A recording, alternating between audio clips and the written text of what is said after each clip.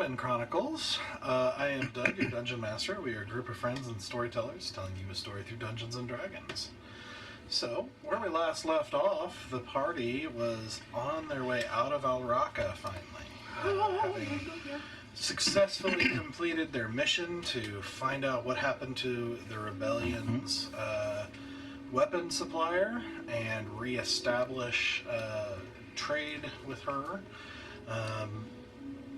Via a number of deals and negotiations with a variety of parties back in Tirotha to arrange their smuggling operation from Alraka into Lirindil. And so they departed to make their way back to Lirindil alongside four of the Circle Breakers, a very tiny rebellion of its own, a slave rebellion, in a sense, in the city of Tirotha, who are now guards for this smuggling operation, and are, coming along to learn and help with the transport of this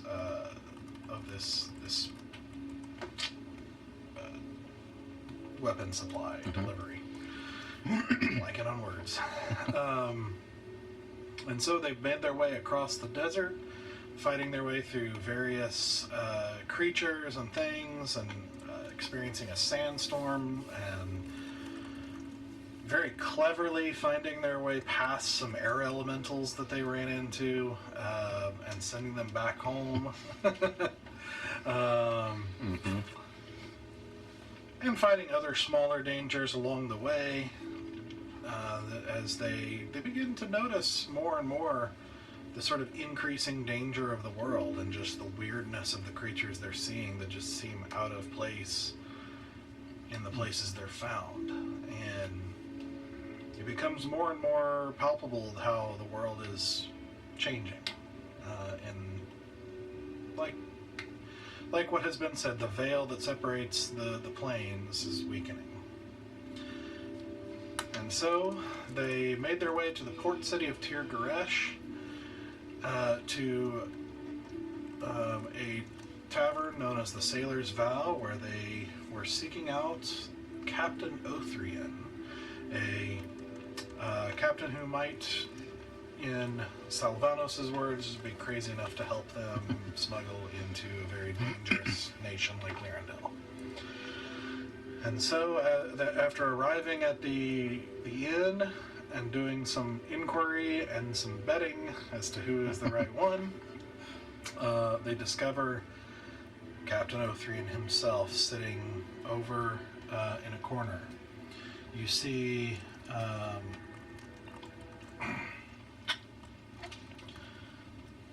sitting at a table by himself with the people around him, kind of their chairs scooted a little ways away from him, a man dressed in black robes with a single kind of pewter gray medallion around him, and seemingly no other adornment or anything of interest as he sits there and sips on something from a cup. And you guys approach him, because I believe it's you two, right? While Asura and Zynoa are off doing business and trying to set up operations for long term, you two approach Captain Othrian and describe that you'll give him a letter that was given to you as an introduction and kind of a coded way of saying what you want. And he takes it and reads it slowly, and then folds it back on and we're going to pick up as he says, "So, you wish to pass on to the other side?"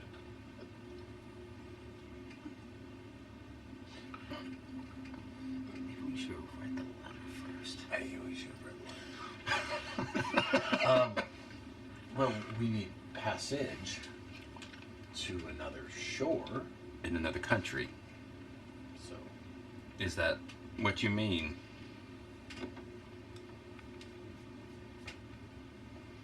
He just kind of turns and looks at you with like these dark, almost black eyes, and these kind of sallow cheeks and kind of pale features of a man in his 50s, and just this unblinking eye contact. And he says, "Yes." Weird way of saying it. Yes, we are looking for passage to Lirindil.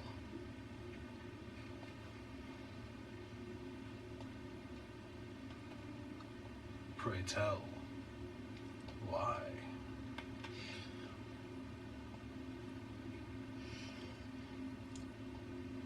And I'll lean in and kind of whisper to Sarah, like, "You want us with this guy, or?" We could be.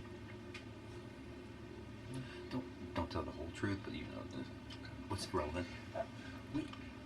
We need to move some goods into Lirindil. I see.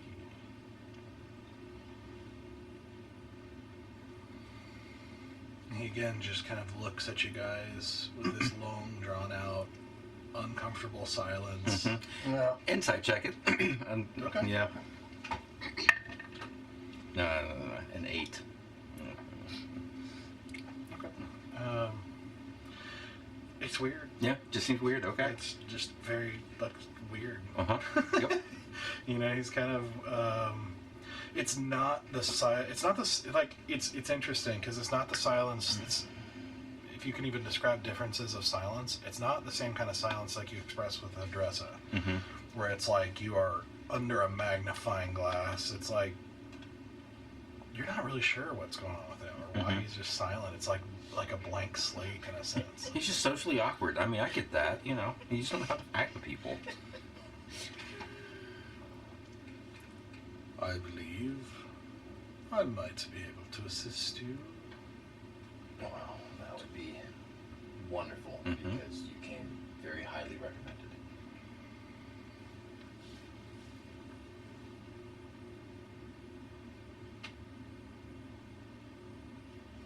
Good.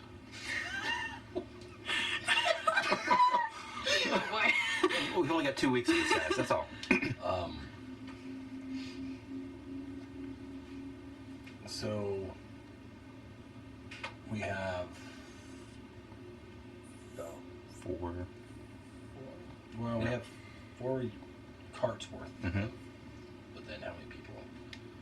There are 4 several. Because there's Yeah. So. Plus there's 4 of us. Oh, there's 9 because I've got Zeke. 1, 2, I guess 4, 5, Zeke is 6, coming with us. 5, so Yanking 9. originally had 4. So Yeah. we have 4 carts of goods and 9 passengers that we would need to move into Lirindil. And these 9 passengers must evade detection and pass into Lirindil alive. Preferably. Yeah, strong preference. I mean,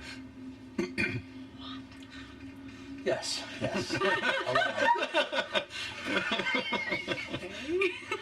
Look, there's a reason he has a Vincent Price vibe. Okay, that's. I love that song. It is difficult to smuggle the living.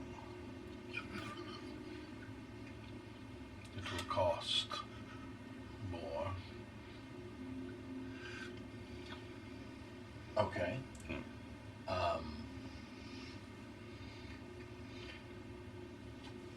Yeah, we would have to smuggle them all. Yeah. And what price would that be? Depends on a number of factors. My ship escorts the dead to their final resting place. We transport those at rest. It's a funeral barge. He's literally the ferryman. Is what we're dealing with right now. And if the dead bring with them certain possessions, would you dare deny them? There are few who would wish to disturb the dead, and they are wise.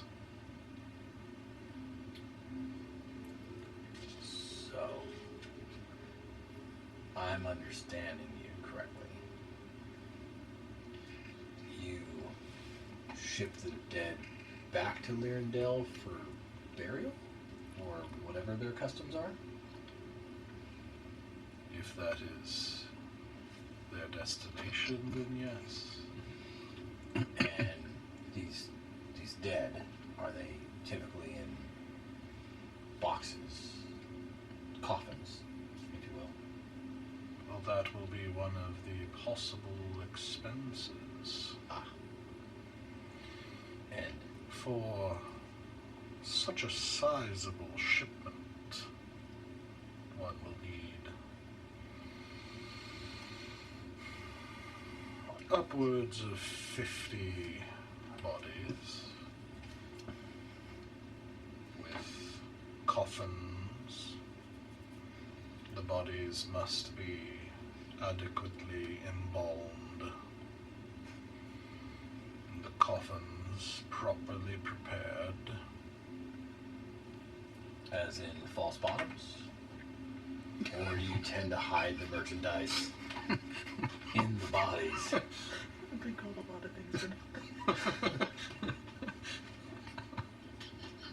How much detail do you wish to know? Well, it depends on if you're, well, enough to know the merchandise and the passengers will be safe.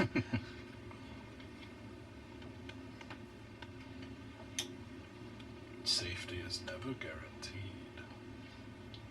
The goddess always calls to us, but we need not always answer. As much security as you can promise us. You see his eyes kind of fall to your, like, kind of take you in. Mhm. He says, "Are you able to fight?" If the need calls for it. Yes, very well, actually. But I can't gauge how much collateral damage there'll be, but we are able to fight. It's just usually pretty messy. Well,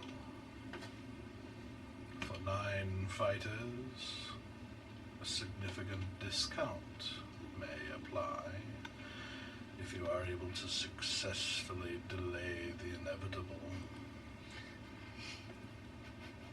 We can definitely help with that. Mm-hmm. Will you be providing the bodies, or shall I? I don't think we have access to any of those right now.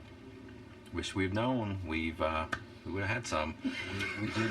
We did make some on the journey here. We just didn't think to bring them with us. Yeah. Otherwise, we would have. Never know when a dead body's going to be useful, I guess.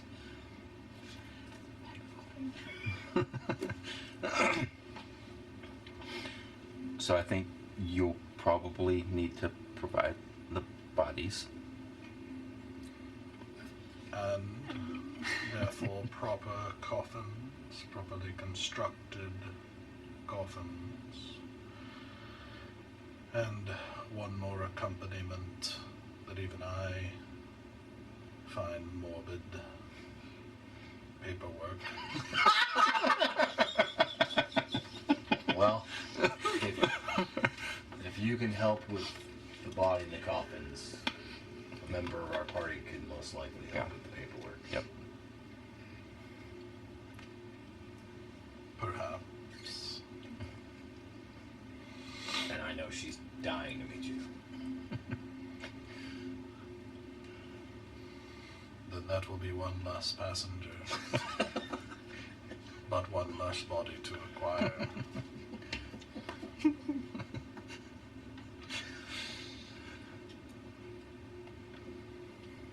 True, but we would like to take her with us. Uh-huh. For the paperwork. Then, for such a journey, do you prefer... Is this a time-sensitive journey, or would you prefer to stop and resupply? As quickly as we can manage. With also managing cost. Yes. So if we have to make a layover to save some money, we're open to it, but we would prefer to get there sooner than later.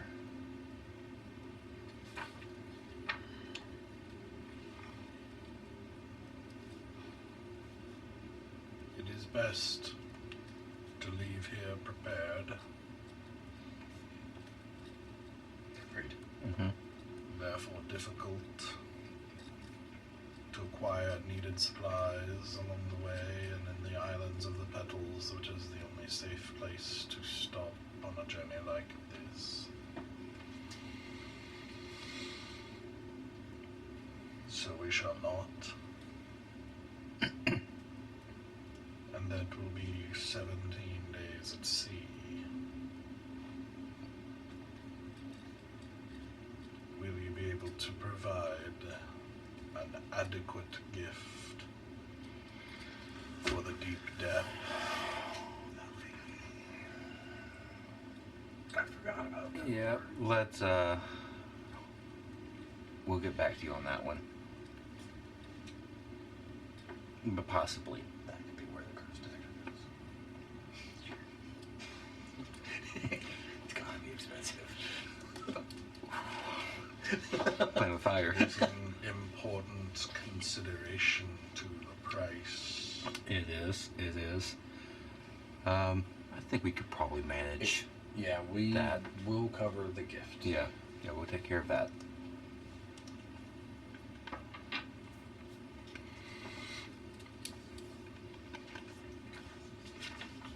Then I see no reason why we could not accomplish this, unless reasons show up along the way and we do not make it.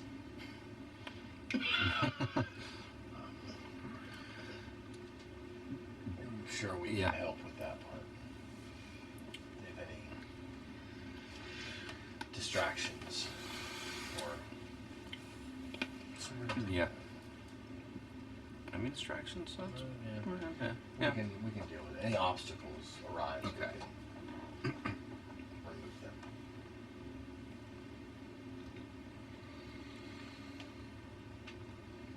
In that case, I imagine 1,400 gold ought to suffice.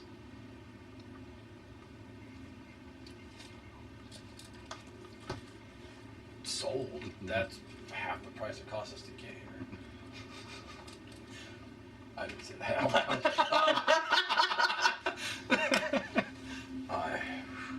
That's a fair deal. How long would you need to prepare the product? Be ready to ship off. I will have to check. Should we come back here to find you? Meet you somewhere else? You may visit my ship, Okay. What's his name? the Final Voyage. Of course it is.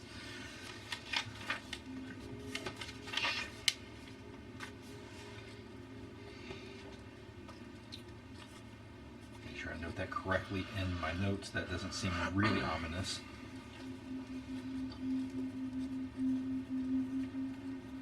So, would you like us to stop by your ship tomorrow? You may come by in the morning, late morning. Okay. Perfect. You seem uncomfortable.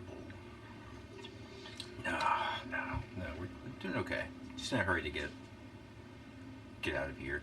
A little bit. Yeah. Yeah. It's been a long journey, and I have sand in places. I am not friends with the sand, and am excited to set sail. Mm-hmm.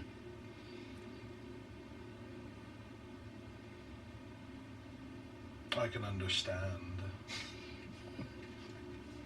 A ship for dead bodies is the last thing you need.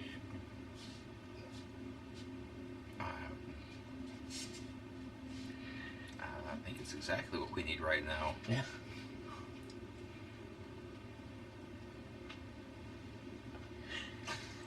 Then I will see you, perhaps, tomorrow. Yes. Yep. At risk of prolonging this conversation, I do have one more question. Are you familiar with the Hurricane Sisters? I have heard their name. Okay. Just didn't know if they were in town. They're old friends that we were going to stop by and say hello.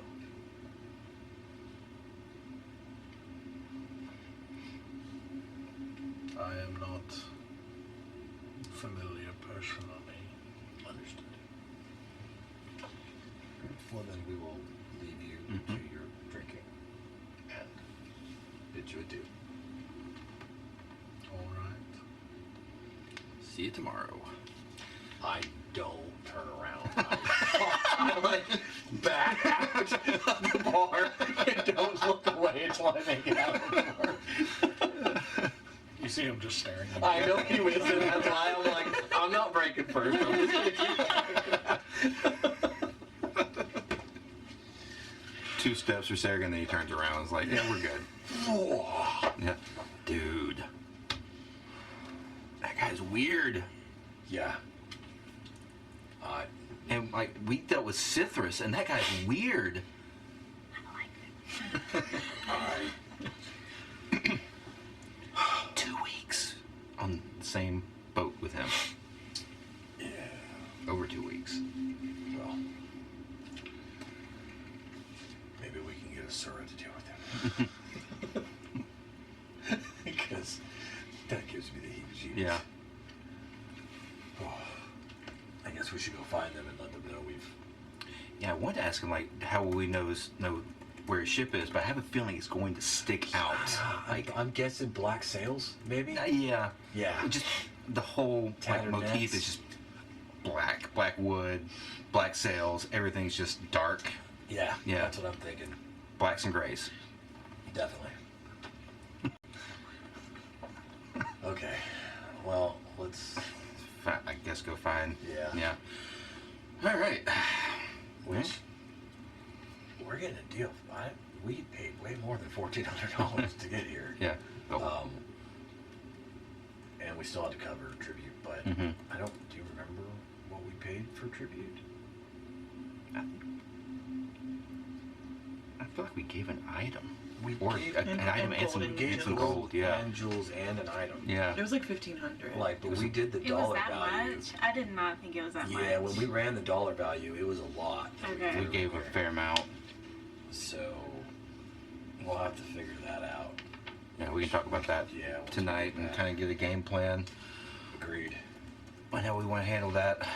At least we don't have to find the necessary resources to get the shipments. Yeah, I'm still a little nervous. Well, for a while I thought he was talking about putting us in the coffin, so I'm getting... Oh, I think he is. I think we're going to be the ones helping him fight if something comes up. So Yes. But I feel like we're going to be up- actually get through the gates of the city. We'll once still be the we hired help. dock. Okay. Yeah, we'll see. All right. I mean, share one with you. I'm maybe a wee bit claustrophobic. I don't want to be in tight spaces and sharing tight spaces like that. Fair enough. Fair enough. Yeah.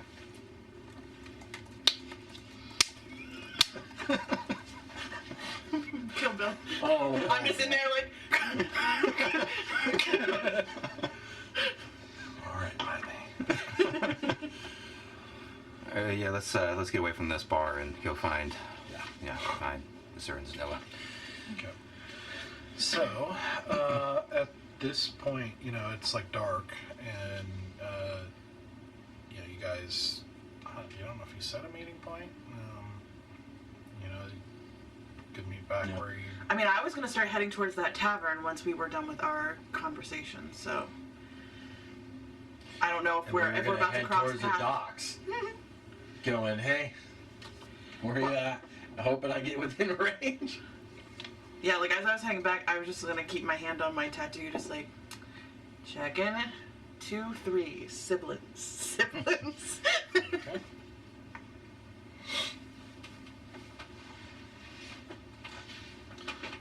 Yeah, you're able to find each other before too long here, and just kind of meet up in the streets, basically, of a town, kind of starting to slowly go to sleep, seeing more rowdy crowd of sailors, drinking and carousing and that sort of thing. What would you like to do? Well, we should find a place for the night, yes? Agreed. We made good strides today. Mm-hmm. Contact with the captain? He's a very interesting older fella. Yep. Oh. He'll be really pleasant to travel with for, the 2 weeks we'll be on the ocean or the sea. Well, that'll be nice. Yeah. That'll be a nice change of pace. No, Yeah. what does that mean? It's no funny business. He's very on point. Like, tells it how it is. Mm-hmm. So, are you friends with this guy?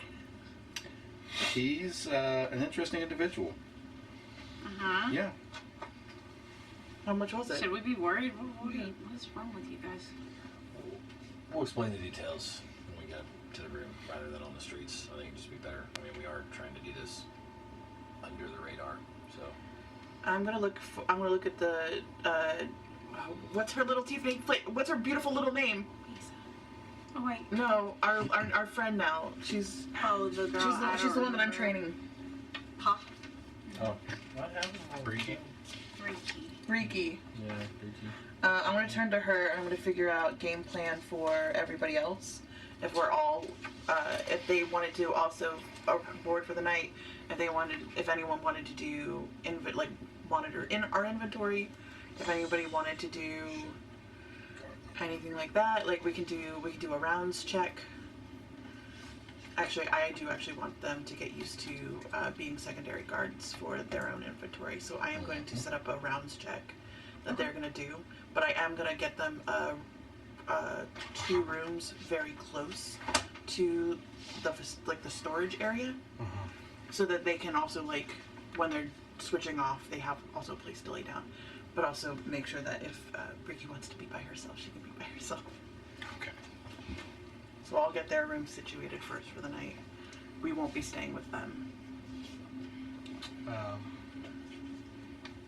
And then I'll get us rooms. She wouldn't particularly care if she's by herself. She's never been by herself, so she doesn't really know the difference. She didn't really understand the concept that you're trying to convey. Then never mind, I'll just make sure the room is large enough that they all can fit comfortably inside of. Even though they'll be doing rounds, because not everyone will be there the whole time. Okay. So I'll get that set up.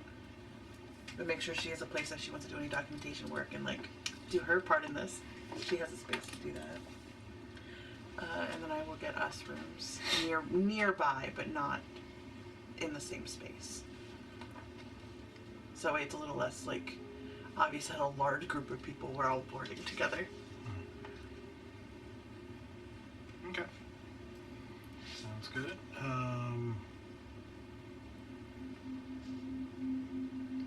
So you said 2 rooms, or how many rooms total?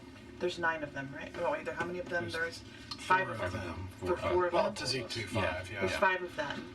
And then the 4 of you. Yep. I'll get 2 rooms for them so that they can do basically 2 and 2. Uh-huh. And then they'll have one person who's in a constant switch out position. Okay. And then for us, I'll just get 1 room That's fine. I don't know. so that we right can there. discuss and do whatever we need to Yeah. do. Just got a large room for us. Mm-hmm. Okay. In a different. Yeah, we'll thing. call it 6 silver. Okay.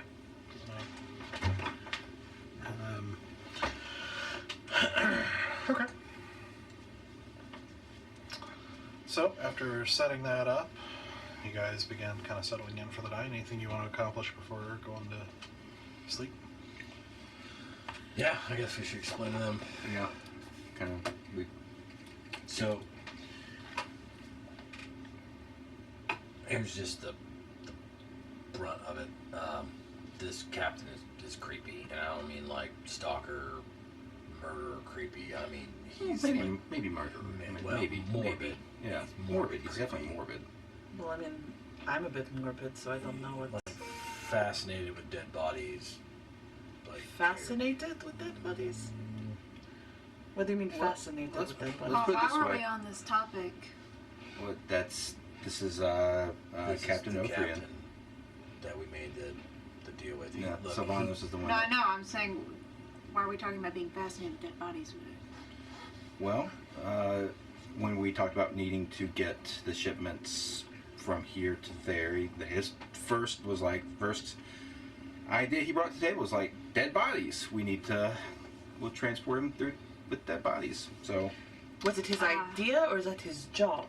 I think it's both. probably his job. Well, yeah, there's probably fascination, but I think it's also. So he's a also his job. ferryman. Yeah. Essentially, he takes bodies back to their country of origin to be buried, I guess. I mean, is he religious about it? He did mention the goddess. I didn't ask which one. So I would think so. I mean, we only know one goddess of dead.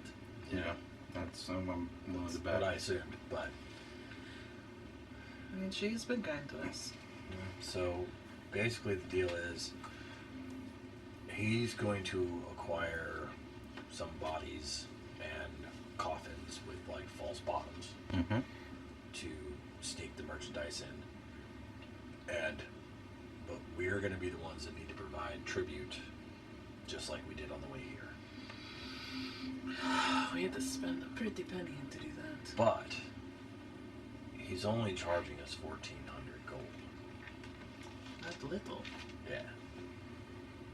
So What are we doing in the meantime? we are going to guard his ship, which I did not see being an issue since it's Yeah. our merchandise on it. And we also are going to be responsible for the gift Yeah.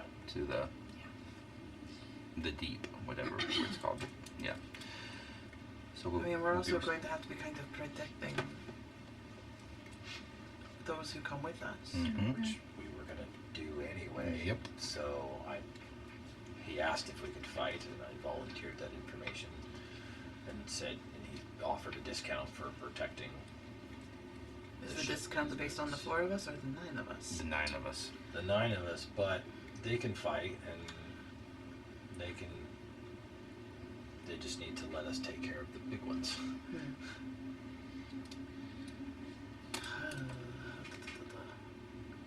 Sounds good to me. I just don't understand the details of what it is we're going to be doing with the dead. Well, Because it seems like there was not a lot of questions that were being no, asked. we will get to meet him tomorrow. Oh, there is one more part. Huh? We also need to provide the paperwork. Yes. What the fuck do I know about paperwork for dead bodies? I don't know, but you know how to forge paperwork, so I'm assuming he'll know what that paperwork Yeah, but I've looks never like. seen what dead body paperwork looks like. Well, I'm sure if you ask him, he will show you. You might have it framed. It takes more than like 15 minutes to whip up a document. We have a 2-week voyage. But you're going to need paperwork to get bodies out of this town too. Is that what he said? No, I didn't ask though. Well, that's like, don't ask what type of paperwork. Is this inbound, outbound paperwork? I mean, typically you just need paperwork on an import, not an outport. You need paperwork for both imports and exports. Sure. Let's, That is how the import-export business works. When are we meeting this guy? Tomorrow, What time? late morning, Where? at his ship. Why don't What's you the meet ship? with him in the The morning? Final Voyage. That is not ominous or anything. It's kind of cool. We didn't ask him what it looked like. We're pretty sure we could figure it out. Yeah. Yes, it's going to be bright hot pink Yep. Yes. Absolutely. with little doilies everywhere. Yes. Hand crocheted. With this guy, it wouldn't surprise me. That would be my final destination. Yeah. I'm sure he's Doilies? got hot pink britches under those black robes. Hey, everyone wears their own things to make them feel safe and confident. It would be a stark contrast to what he was showing us, and not just the clothes. Like his whole vibe is just very sallow. When your only company is the dead, Mm-hmm. I would imagine. Yeah, we didn't really ask about the crew either.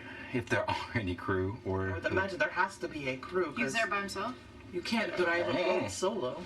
it could be magical. Who knows? He could have the dead or the undead that We also cruises haven't thing. paid him any money yet. So we figured we'd get you guys, Mm-hmm. get your feel on it. Go We're talk certainly to not him. going to put everything in his hands now. Half now, half on delivery. So we can go talk to him in late morning because he's got to figure out things on his end as well. What does he need to figure out? Acquiring bodies and How many bodies is he acquiring? somewhere around 50. Wait. We don't have any further details on that particular. I prefer Part of the not to conversation. know. Plausible I deniability. would like to remind you in particular, the last time we came across piles of dead bodies that we didn't really ask a lot of questions about, we had to kill an archpriest. Yes. Because That turned out experimentation... fine. Did it? I mean, Because this man is going to be able to find 50 dead bodies at a surprisingly quick pace. I don't know how quick of the pace. That's why we're going to go talk to him tomorrow. It could take a week or two. What? I'm gonna be here for a week? I don't know. I did not get a timeline. Why didn't you ask for a timeline? Look, if Did we he want to ask you talk for a about time? not asking the right questions in business meetings, okay? My transaction is not 100% complete yet. I came to confer with the rest of the party before we commit. Listen, I know that was a veiled dig at me. It was not veiled. I know that was a dig at me. I was trying to give her a little bit of courtesy. Make him think he was getting me a little bit of a nuance here. Sure. I'm just saying, we're not committed to anything Yeah. yet. Nothing's been signed. So asking me about all, or belittling me about all the questions I'm not I belittling did not you. ask. I'm just admonishing you for the lack of questions. It's not a belittlement. You're too big to be belittled. We can get all the questions that you want asked by you tomorrow. We can also belittle Sarek. I mean, he was there too. Sure. Why not? Yeah, but why kick a man when he's already down? Oh, so there's that That's fair. belittling thing. Yeah. Like, he's just so pathetic. He's missing half of himself, I imagine. Which half? That's a good question. Yeah. The dickish one? I hope not. You're a little less dickish. Or is it just because you're friendlier now? Probably because I've gotten to know you guys a little bit more. Oh, Yeah. that's so sweet. He loses some of his dickishness upon friendship. Yeah. I get more dickish. I didn't want to say anything, but Yes. yes. Yes, I get very comfortable, and then I turn into an asshole. Mhm. He knows. Respect that. Yeah. That's how you show love. No, Yes. not you. Just dicgishness all the way through. For the most part. He used to be a lot sweeter. I get the vibe you don't even want to be around.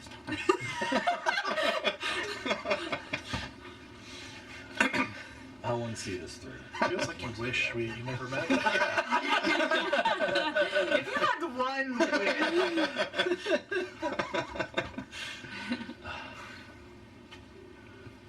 We can go make the arrangements and details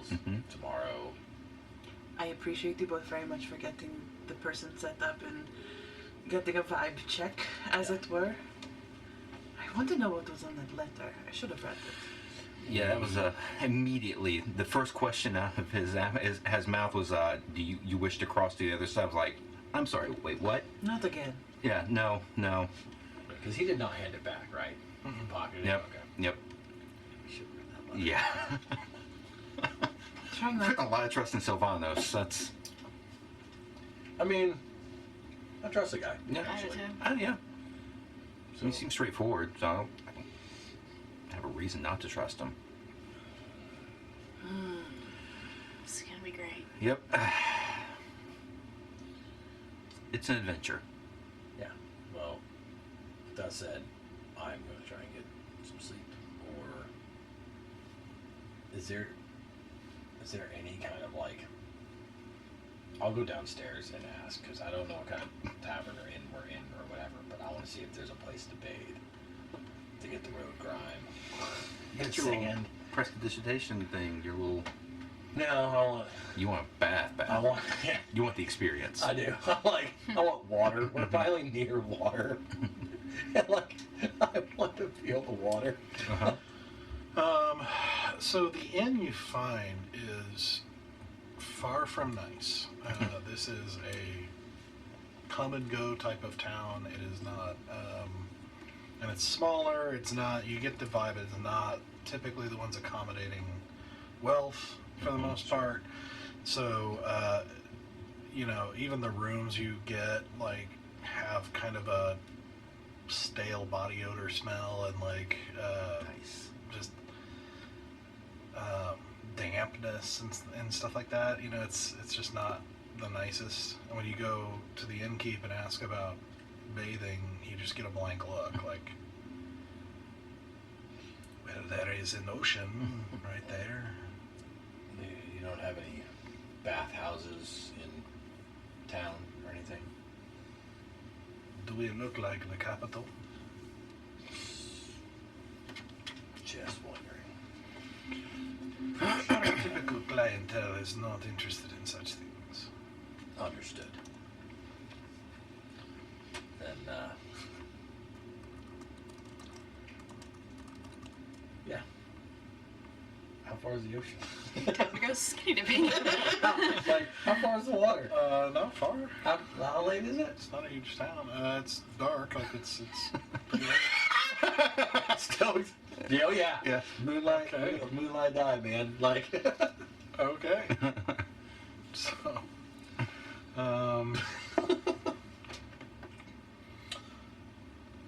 so you go to the docks, because it would be some time to get north or south enough Sure. to get away from the city, which also is away from the city. It could be more dangerous. So are you going to the docks? What are you doing? By yourself. Okay. Damn. No, I'll go back upstairs. Okay. I will add, you probably do so with, the thought of, I've been to enough docks at this point to know they usually don't smell very good either. Yeah, and that's what I was thinking. I was like, I don't want to go to docks, but I don't want to get my shit stolen if I take it all off to jump in the ocean. That's my main concern. Yep. I'm like, I go back upstairs. Okay. Then I go find my ball. Right. I'm gonna say, gentlemen, can you turn around for about 15 minutes, or maybe leave the room for about 15 minutes? Sure. All right. Yeah. I'll go downstairs. Great. We're Up to you if you want to leave, but I've asked the gentleman to leave because I'm about to get naked. Then I mean, if you're I'll okay go with downstairs. That's great. me. I'm gonna completely take off absolutely everything and put out the cloak that I have on the floor and shake out everything I have. Shake out so that the sand falls on the cloak and my hair and everything. And then I'm gonna scooch burrito up so that the sand clumps together. I'm gonna take out an empty vial I have and scoot as much of the sand of travel into my glass vial. Oh yeah, I'll do the same. Get rid of all the Sure. sand. Which you see as she does this, like a decent number of daggers, like falling out of places, and Basically, just rolls out her little pouches weapons of kit, yeah. coins and different. There's so much metal on me. That's gotta be heavy. It is terribly heavy, but that is why I have very thick thighs, and I'm like punch my thighs, and I'm like, they're strong as fuck. They're sturdy, yeah. Thank you. I've worked very hard on that. I've been running every morning, trying to noticed boost my that. cardio. Yeah. I've got the muscle, but I've got no wind. Mm. It's so winded so easily. I'm going to be very sad, and I'm going to miss the sand. I know you all don't like the feeling of sand all over your skin, but I cannot tell you how comforting it is to have a constant exfoliation happening. You know, I didn't think of it that way. That's a very glass half full way of thinking about it. Is it? Yeah. It's pretty bad. I don't know. It's the only life I knew for so long. Yeah. It's a weird comfort. The discomfort. I will keep a little. Tirata is the place I ran from, to be the place that I returned to. And now I run from it again, but I don't know. I feel heavier and lighter than I did before. What do you mean? I was so afraid to return for fear that I was now branded public enemy for what I did, for the pain that I caused. To only find out that I helped in a weird way. It doesn't negate the harm that I caused, but it was nice to see faces of those people that were saved from it all. But at the same time, I have now caused more harm, a new type of harm. They've put people on a path they did not choose for themselves. I'm asking people to fight when they barely had the willpower to escape. I'm asking them to take up arms in a fight that is truly not their own. They could have just walked away too. In my need to be good and righteous, and in my need to fix all the problems, I keep causing more.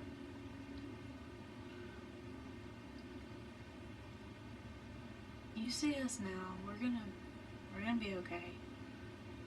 We will, yes. We won't be here. But my kinsmen will remain. They will have to continue what I have started. And I have put Citrus in a terrible position. I know he likes the chaos of it all, but not at the expense of Storm.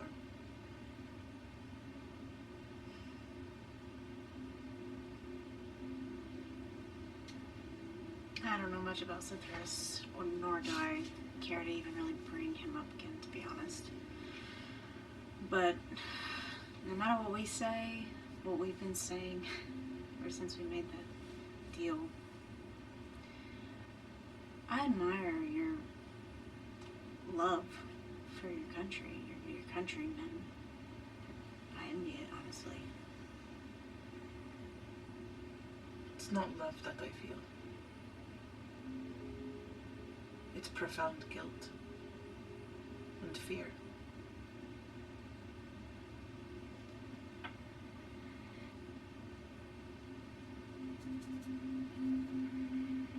I see you, and I hear what you're saying, but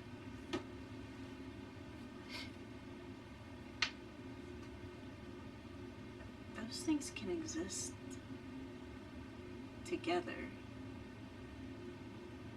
You know that, right? Those feelings can be tangled up with each other. It's not a one or the other thing.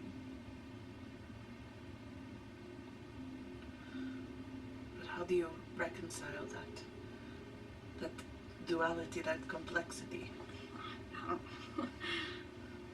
I just want you to know that it doesn't all have to be that. Guilt, shame, whatever you want to call it. Because I don't see that in you. When I see you with them, training them, just being there for them. We don't even know these people. I just want you to know that I don't see that. I see you caring about them. Plain and simple.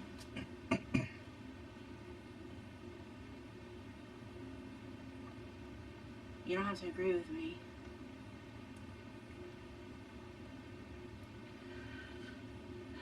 I just,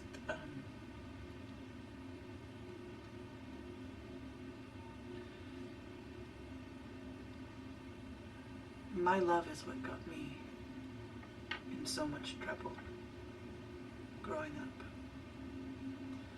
And it was the emotion that was used against me every day, every time. My love for my kinsmen, my love for the Buddhacha, my love for the little ones that I rescued. That love was used to hurt me and to hurt everyone around me. It was manipulated and coerced into doing terrible things. I know. I know.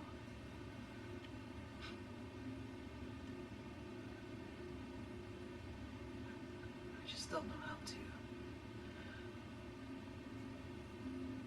love without fear or guilt.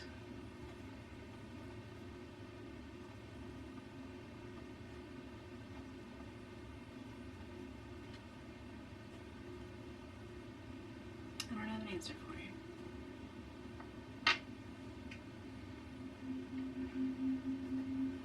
I don't have an answer for me either.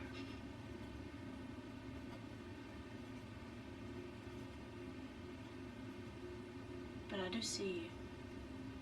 That is a terrifying prospect. Oh yeah?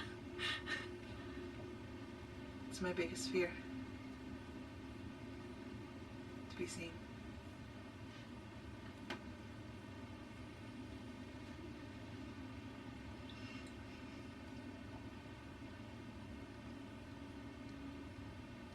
I don't know how to dial that down, so It's, maybe you should have just never invited me to the party. I don't know. I'm grateful for you. But you're safe with me, okay? And you with me. Yeah, I know that now. And your dark parts are also safe with me. Just as hope as mine are with you.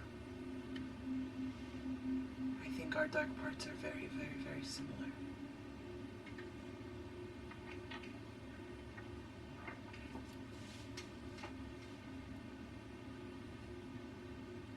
You're talking about fear. I envy your ability to just... I mean, it wasn't the first time we met, but very soon into meeting you, I felt like I knew so much about you. You caught me at a weird time, I'm going to admit that. I was feeling very, I feel like it's taken me so long to show you guys just a little. I say a little bit, but I think you guys. What was it, yesterday? You know everything now, so. I saw the shadow very early on. And I recognized the shadow. But I also knew that if I poked at the shadow, it was only going to get bigger and darker. So, kind of just let it be for a while.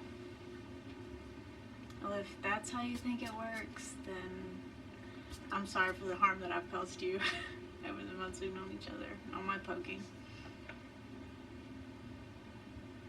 I was ready to be poked. You weren't yet.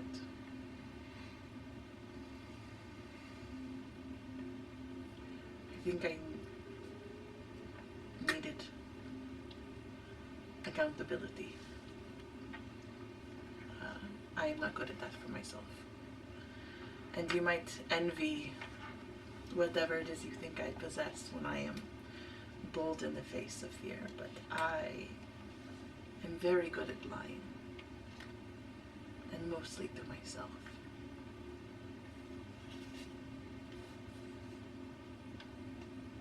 Bit of a fake it till you make it kind of situation. Mm-hmm.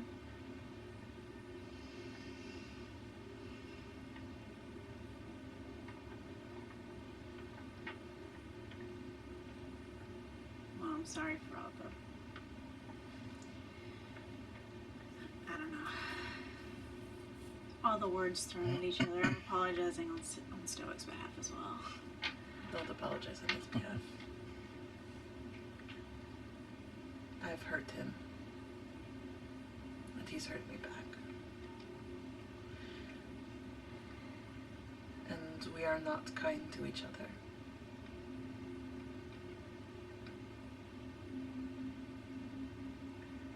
And I am terrified of ever losing him. And as much as I know he will never love me, and I have come to terms with that. Sucks, but it is what it is. I would rather him be mean to me,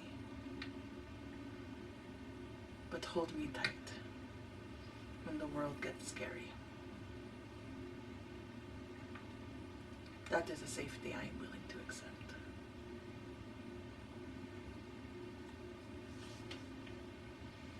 He has never let me down when I needed him.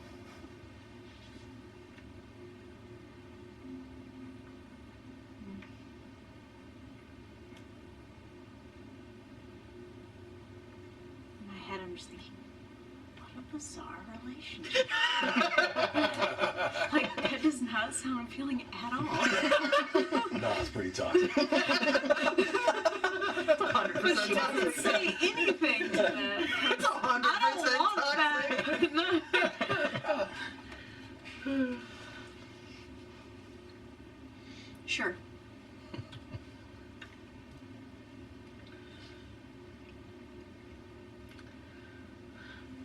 Cool. Well, now that my tits have been flapping in the wind for a few minutes, I guess I should put my clothes back on. We've been saying all of this. Yeah, I was wondering the whole time. Sometimes it feels good just to kind of air I'm out glad the you were there little with me because I saw it like, Sometimes you just gotta stand there naked and just let it go in. yeah, there was, because your conversation went that direction and like I was just listening to it and then all I of a actually sudden, did picture us like, like doing and Oh, I was just, like, hanging out. Oh, okay. like a little bit into it, I was going, wait, did they ever stop? Did they even say anything about it? Like, they just hanging out this conversation, and then right as I'm debating that, you're like, your dark parts are safe with me. And I just look at Doug, and Doug looked at me. I think your dark parts and mine are very similar. Listen, it's easy to be vulnerable when you're naked. I mean, jeez. So you can have a completely, you. yeah, you can have a completely platonic, emotionally deep and vulnerable conversation while nude without Yes. it being weird. Yes, but we're 12, and so for a moment, Right. Golly. Yeah. Also, thank you so much for this Hurakan silk. I have envied this silk my entire life, and it feels...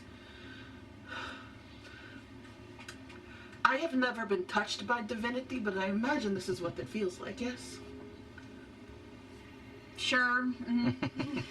It is like sexy healing hands, but a million times better.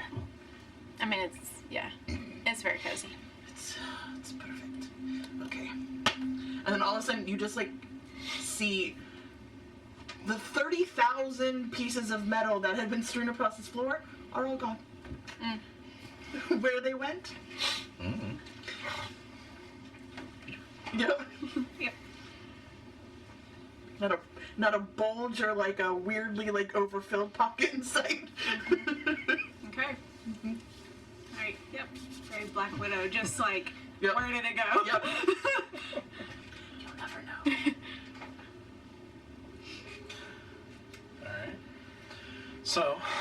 having done all that, you know, and apparently letting you guys back in, I'm sure. Anything else you want to accomplish for the night? Is it safe? There's clothing on, yes.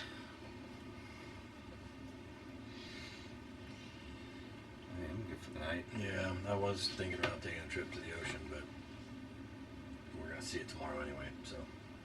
Also, it smells like shit out there. Yeah. We'll see it for a while, too.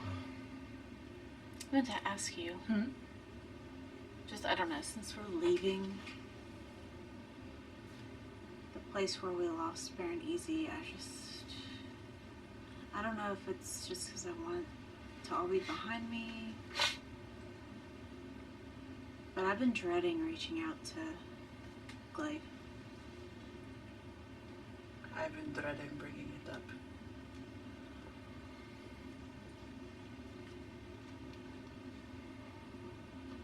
I keep thinking maybe now's the right time, but it never is. We're about to have a lot of it on that boat.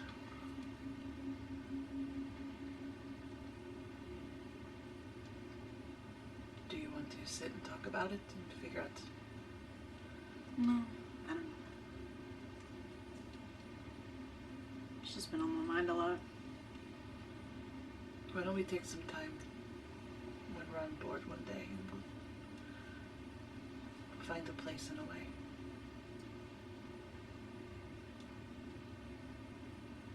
Okay. She deserves to know. Yeah.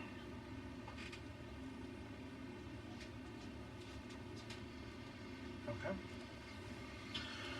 So, as you settle in for the night, it passes without issue. Not the most pleasant accommodations, but you make do on the floor, or however you divide your one room. But awake in the morning, and do you just want to progress to when you go to meet Captain Othrian? I was kind of curious because you said this is a very, it's kind of slim pickings here. Would there be a place to buy an alchemist kit or alchemist supplies? Roll an investigation check. And also a notebook or parchment or something like that. Okay. Which one do I use? Not great? Not great. You said investigation, 11. 11? Yeah, Okay. good thing I got decent investigation. Okay. You're able to find one. It's used. It's not the nicest thing you've ever laid eyes on, but Sure. it is. Serviceable. Yeah, it's serviceable. It's a good starter kit. Let's see. Parchment is 1 silver per sheet. Okay. So it depends on how much you want. Ink is 10 gold for a bottle. How much for the alchemist kit?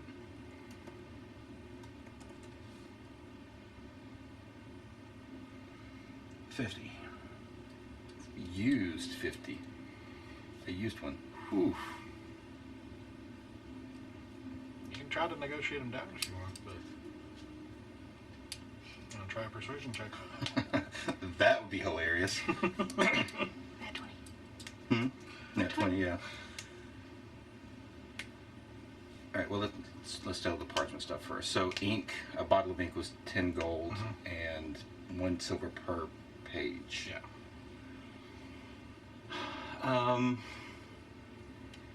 Let's do 20 pages. And go to a bottle of ink. Okay. 12 gold. Alright, 12 gold. Let me go knock that off. Alright, so now with the alchemist supply kit. I'm kind of interested in what we've got here.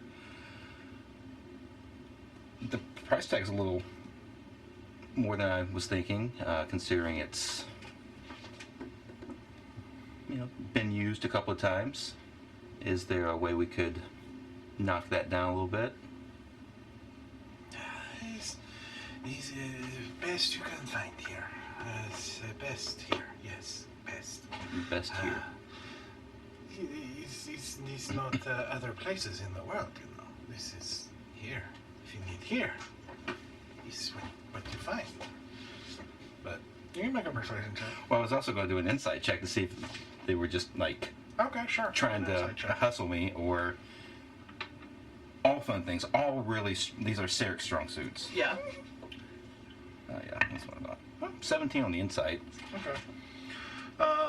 I mean, he's definitely selling you. Like, he's Yeah. definitely trying to make his case. Yeah. You know, you don't think he's deceiving per se.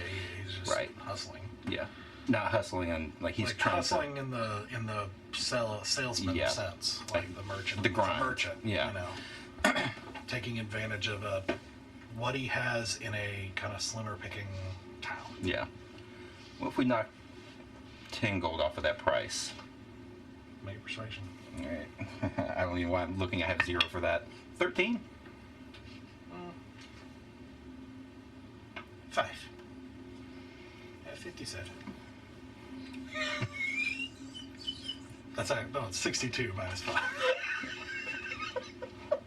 Oh, he's also the one that's selling me the paper too. Okay, I thought it was 2 separate merchants. I'm sorry. Nah. I was like, wait, that math doesn't math. I was like, wait a minute, okay. Because I thought he was doing a swindle, and I was like, that's the funniest swindle ever. He was sitting there like, wait a minute. 7. The prices went up.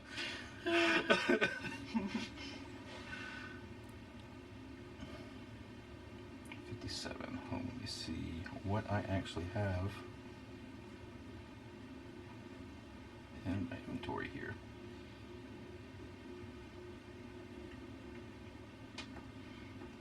Okay. You drive a hard bargain. Okay, 57 for the whole thing. All right. We can add that stuff to your inventory. Anything else before you go meet him? Okay. So for me. So, Get myself looking pretty and get my opportunity to make documents set up. How are you looking today, anyway? Me? I'm still looking like Messias Brevis. Okay. I'm still in my like orangish. Okay.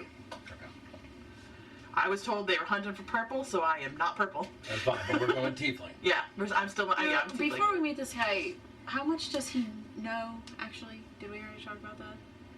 All he knows is that we need to take 4 carts of cargo and 9 people. Okay. You never asked what the cargo was. Okay, great. are all so- of them coming with us? I thought some were staying behind. We will navigate that question.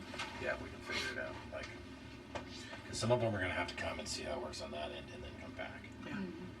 Because we will not be. So, Alrighty, let's go. Got my wig nice and pretty this morning. Good. okay. So, the 4 of you make your way down to the docks. And as you suspected, it's not hard to spot. There is a ship that stands out from the rest, stained or painted completely black. sails? Kind of bummed that it isn't hot pink. Sails too? Yeah.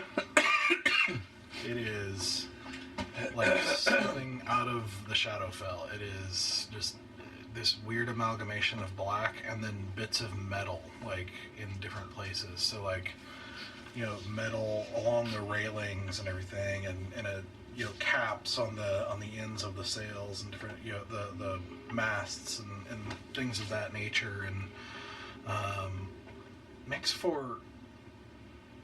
It's like your first instinct is like, well, it's not really intimidating like you would expect metal and black to be per se. It's just kind of off. Like it's just, it's hard to describe like how it makes you feel. But It's what I'd expect a funeral home or a smuggler to have, like all blacked out everything to sneak in at night. So so that the radar can't read the license plate. yeah, I mean, like I'm just thinking like cartels and their little boats, their speedboats, man, are just pitch black. That they try to smuggle stuff up. The dead cartel. Yeah. I think we're walking up to it I'm just going to see if I can see. What's the Hurricane Sister ship name? I tried looking back to my notes to find it. Yeah, I've got their names, but for some reason I didn't write down the ship name. Well, I'm looking for their ship. I didn't want to interrupt their stuff, but I was going to see if she'd reach out. Make a perception check. All right. 13. Shivering Darling? Hmm? That's what it... Shivering Darling? That sounds right, yeah. Yeah. Shivering Darling. 13. Yeah, you don't see anything that stands out as their ship. Okay. Okay. Just curious.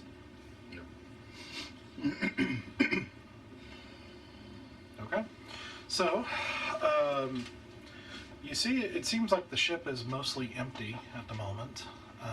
You do see a couple of people, also dressed in black, around the deck of the ship, and one of them just kind of walks up as you approach the gangplank leading onto it, and he just kind of walks up to the top of it and looks down at you. He's like, We're here to speak with the captain. He spoke with us yesterday. Thank you. and just waves you on. Like, I am eyes. Okay, make a perception check. That is going to be a perception. That is going to be 21. Okay. I mean, you see someone also younger, again dressed in black, but kind of just like standard kind of low quality sailor garb, but just black in color. And you see him kind of scrubbing something toward the front and kind of looks at you briefly before just going back to doing his thing. And the sailor who's escorting you doesn't say a word. He just starts walking with a little slight limp backwards towards the main kind of quarters, like through a doorway that typically leads to captain's quarters and those types of areas. We don't hear any chatter coming from anybody on the crew. Is there anything like visually off about them? Well, just unusual to be dressed like they are. And you're only seeing two. You're seeing the younger one toward the front, and then you're seeing the guy who's escorting you, and everything else is just sort of empty. It's just the sounds of creaking and rope and, water lapping against the sides and the sounds of the port around you. But it just is quiet. It's very unusually quiet on the ship. Yep. I'm not hearing anything else or seeing anything else that seems particularly unusual. Obviously, I've only been on one ship my whole life, but nothing that looks like it's not physically correct. Like the ship doesn't physically look like it's correct. Like there's something missing that should be there. Because I've been now on a ship, so I know generally what the function of the ship should do. So if it was missing a whole configuration to be able to drop the mast would be a whole thing. You can try an intelligence check if you want. I'll try an intelligence check. Just straight intelligence. Mm-hmm. That's a 12. I mean, it has sails. I don't think you know enough. I just didn't know if there was anything that was just distinguishably off. It's missing all something. Black. It's very Sure, but it was missing a very obvious key component of a ship. There wasn't any sort of rig, or there was no ability to sail with the wheel. The wheel. Thank you. I was gonna say the steering wheel, and I was like, that's not technically right. But it's all right. You were steering the ship with a wheel. Mm-hmm. It's missing a clutch. Damn, it's an automatic. I hate automatics. And blinker fluid. But they got plenty of elbow grease. Low on oil. Okay. So, he leads you back through a dark hallway, that is unlit, except for you can see kind of a faint orange glow coming through kind of a glazed glass on the door at the edge of the hall, at the end of the hallway. And you just kind of see the limping kind of silhouette of the guy in front of you, making his way forward, and you see him. He goes up and knocks on the door, and you hear kind of a muffled voice, and he opens the door, and kind of opens it, steps in and opens it, and everything like that, and gestures to you guys, and you see inside. You see two people. You see what you guys know is Captain Othrian. Still dressed in kind of the same manner, who you now see, this sort of sallow, pale, older gentleman sitting behind a large desk, and kind of sitting on one of the chairs across from him, and you can see another table has kind of been set in front of the desk with what looks like a map of coastlines and things of that nature.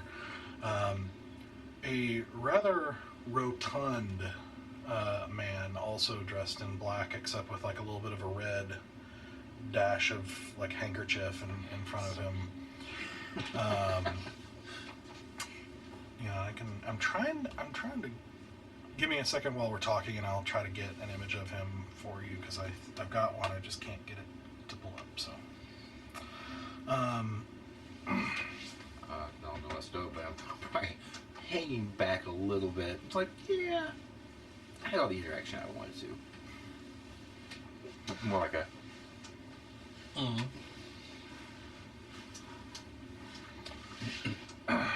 So. Okay. So I think your guys' interaction. Yeah, Captain Othrian has a hook. And his rotund Right. fellow is in stripes. Right. I was like, just Google search the image. Yeah, I was like, just fucking see. Yeah. I don't think it's updating. Oh, it's not that. I don't see him as me. I see him as like I don't actually have it open in my. Tweedledee or Tweedledum. Let me see. Oh, yeah. in their little sailor outfits with the little They're rat. actually spheres. Yeah. Uh-huh.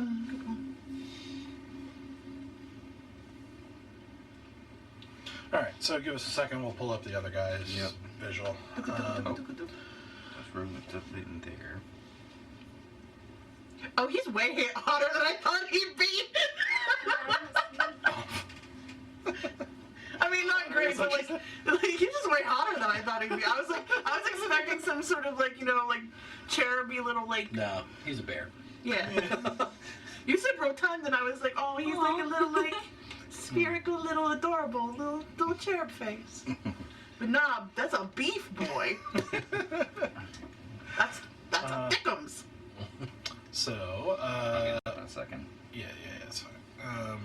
So as you guys enter and you see these individuals, the guy kind of gestures to you, and the captain just beckons you in, and you kind of file into the room.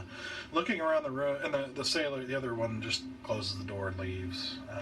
And you kind of look around the room, and you see a number of shelves with books and parchment and scrolls just stacked kind of haphazardly all over the place. And decorated with,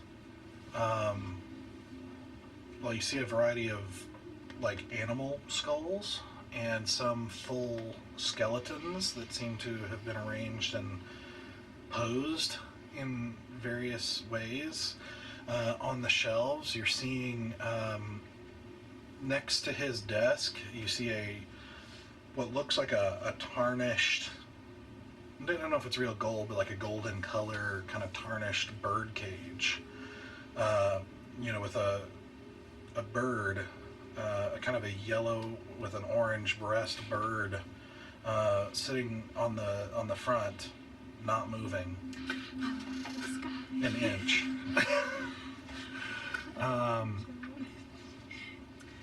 I've been to this store before.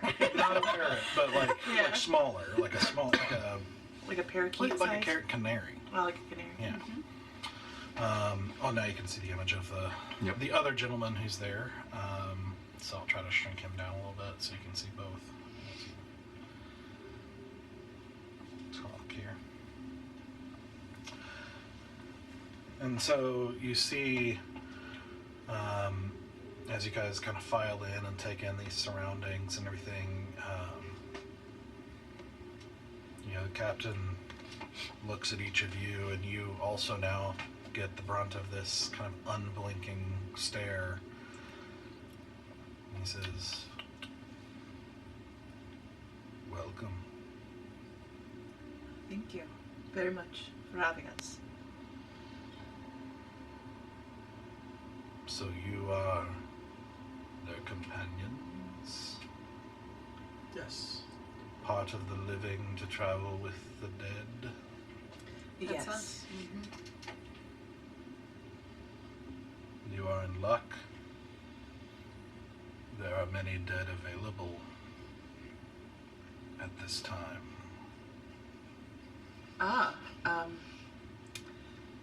This might be an uncouth question, but where do you source your dead from?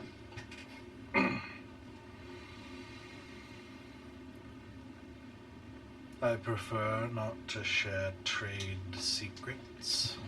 I cast read thoughts on him. Okay. I need to know. Oh god, you're taking a risk here. I don't want to know what's going on in this guy's mind. You gonna try and go get some of your own?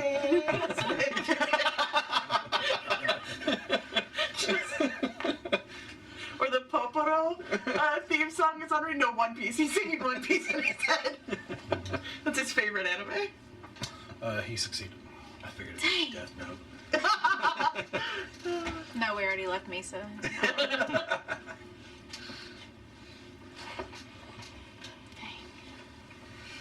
Understood. I apologize. I didn't I want would to. not want you to steal the secret and become a competitor. That is a very valid thought that you had that I had not thought about.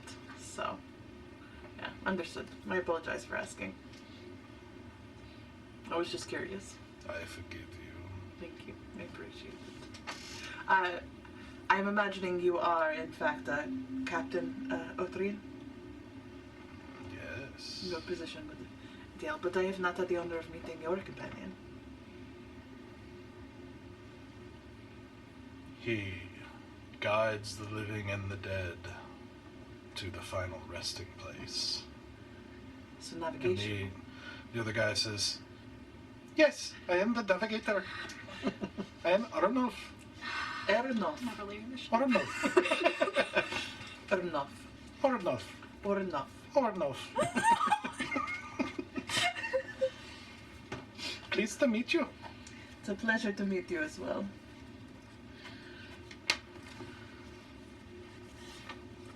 I love him so much. Yes. The captain says, "So am I to interpret your presence as acceptance?" We did have a few more details to work out. There were some things you were mentioning. Yes. It's good to see you made it through the night. It was a long and dark one. I enjoyed it.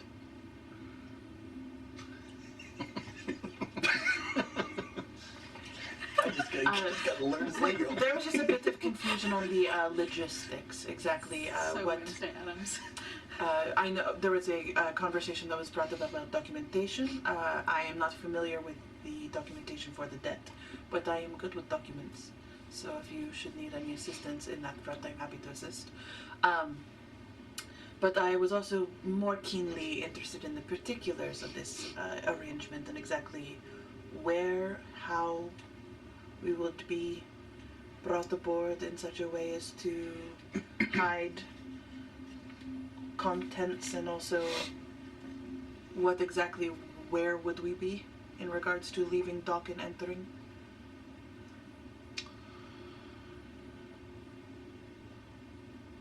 As for the documents, if you do not know what to write, how will you provide them?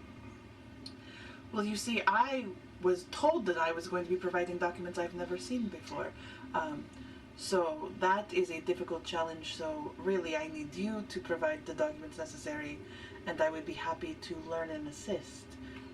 I am quick with a document in the learning process, I mean, and I'm very good at hiding numbers. She can also forge if you have a document that you could show her as an Well, let's example. not get rid of all my trade secrets, too. The content of such documents is important. People tend to be very particular about death. I can imagine so.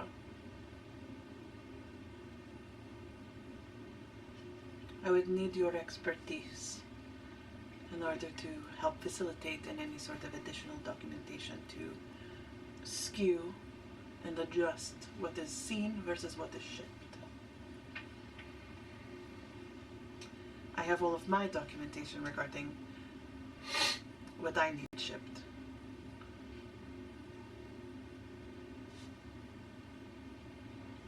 In order to develop appropriate information, then there would be an additional cost. Understood. Falsifying documents is more than just penmanship. Unless it is your intent to truly cross over. Not today. Though it has been a close call a few times. Rarely is it intended. That is But true. such services could be provided at 5 gold per body. Is that our bodies or the bodies that you have? The bodies used So in 5 the and 50. operation. So an additional 250. Yes. Not counting our bodies. Since we are the living. Yes. Can do. Unless you provide your own way in through the checks of the people. But if the living must be hidden, then the dead must be accounted for. Understood.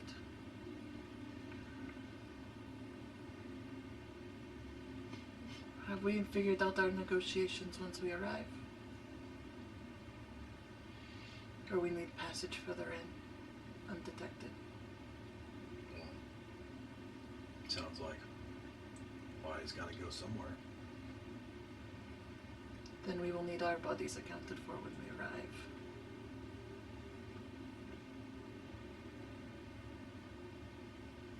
I can deliver them to a contact. We will have a contact on arrival. We'll just need to make sure that we are safely delivered. I understand safety is always a perilous thing. There's never a guarantee, but... Well, as I said before, not many want to disturb the dead.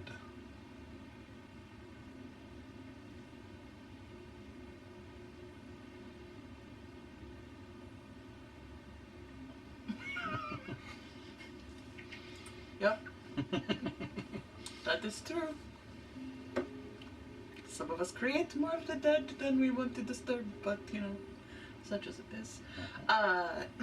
Then we will need to potentially have some additional means upon arrival to also disguise ourselves interchangeably amongst them for delivery. So you do not wish to be hidden? Did I not say I need to be hidden? But There's a slight difference in the verbiage. I think he's saying we will be passengers in the coffins, and I think you're saying You're looking for another way to blend in and be... No, I thought we also needed to have our own coffins. Are we being put with dead bodies? Am I going to have to lay beside the dead body? Not beside. underneath. The under. Where are we looking over the sea? They say that everyone fears public speaking more than death. So it is better to be in the casket than giving the eulogy. I don't entirely disagree, but okay. So 50 bodies is enough for all of our cargo plus us. Yes. I 250. believe so. 250. Which would bring the total to 1,650. 1650 gold. Regarding the payments, I am more comfortable with an advance up front, but not its entirety, the rest at delivery. I feel that is only fair, because if we are not delivered, then the transaction has been incomplete. And therefore the payment should also be incomplete. Do you agree with this sentiment? No.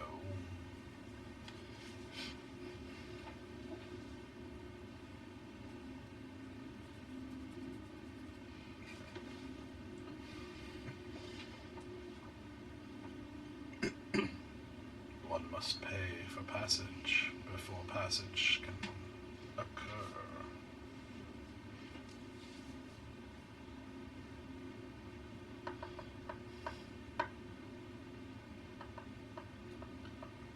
$70 up front, 30 on delivery.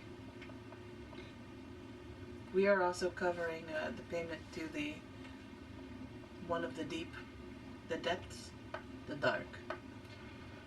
That was accounted for in the price given. Mm-hmm. Had you not agreed to that, the price would have been adjusted accordingly. Mm-hmm.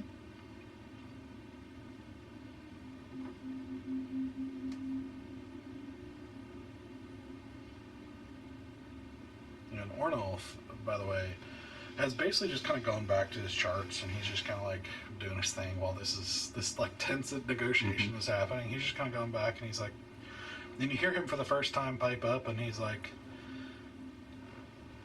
"Ah, yes, it's very difficult.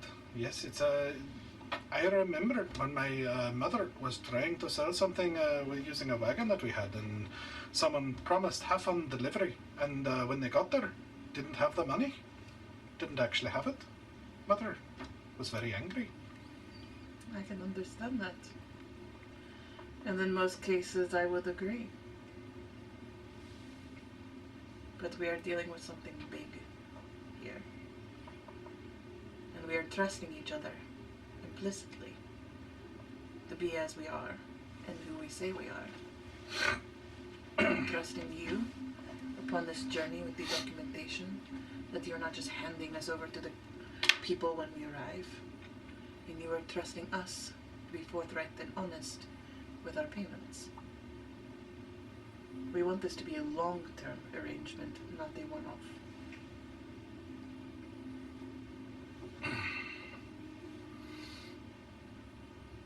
Roll a persuasion check. It's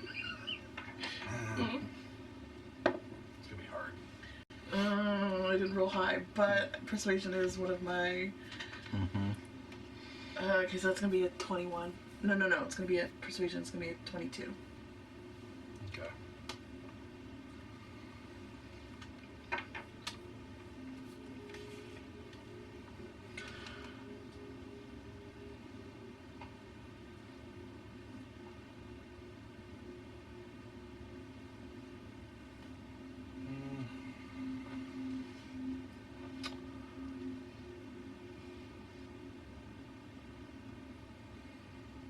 Captain again just kind of fixes you with that kind of like blank, kind of dead-eye stare,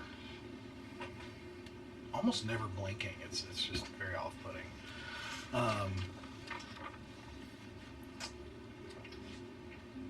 he says, "Trust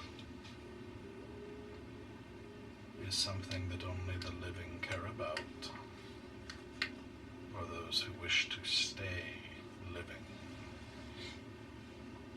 but is not necessary for this type of operation."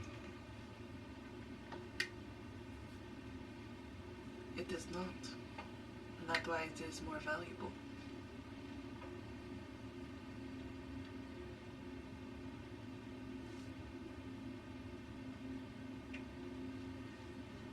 I will allow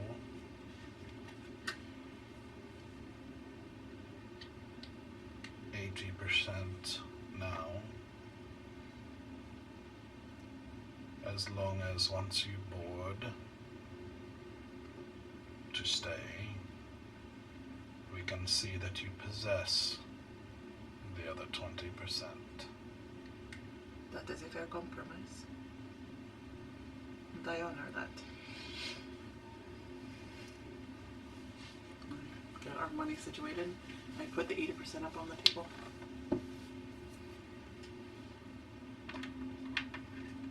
Excellent. Then we have a deal. I would say we do. Yep. Glad to hear it. I hope we all survive. So do I. Well, seems like we're in the right company if we don't. So. Perhaps.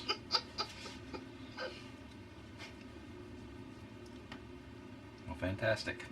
All right. By the way, love that you've done with the place.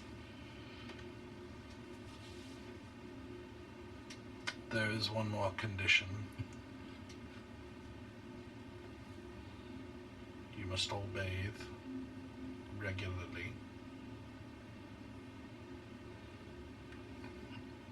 Deal done. I am not saying that you smell, but I am saying the canary was alive when you entered.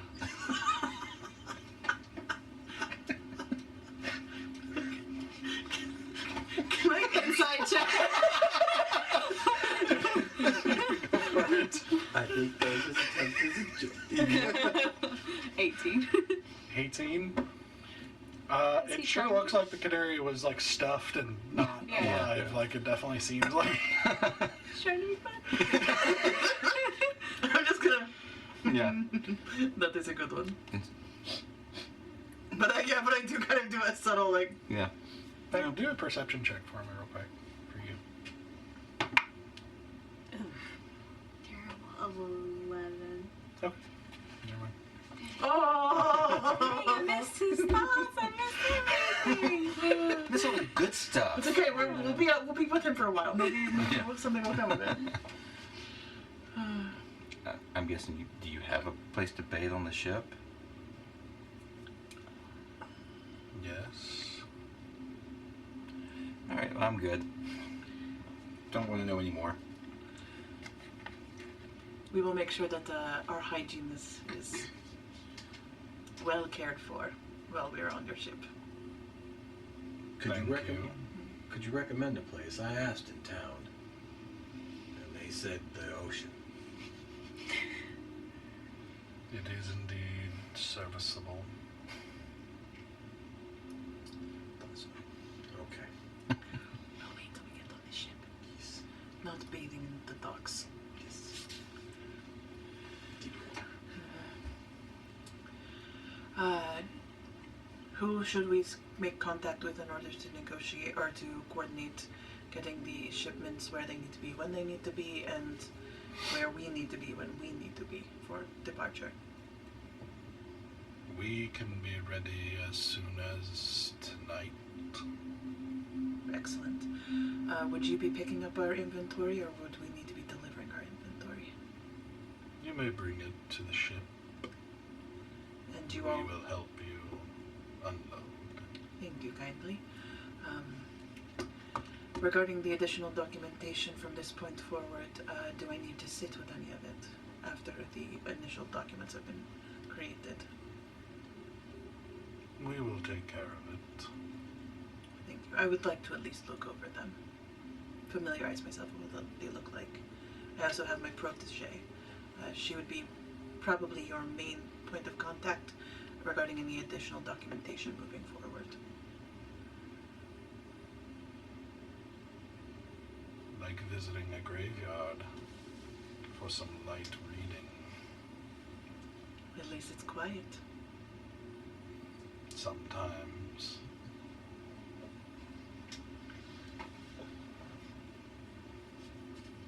Thank you again for your time and for your knowledge. I look forward to sailing with you. See you tonight.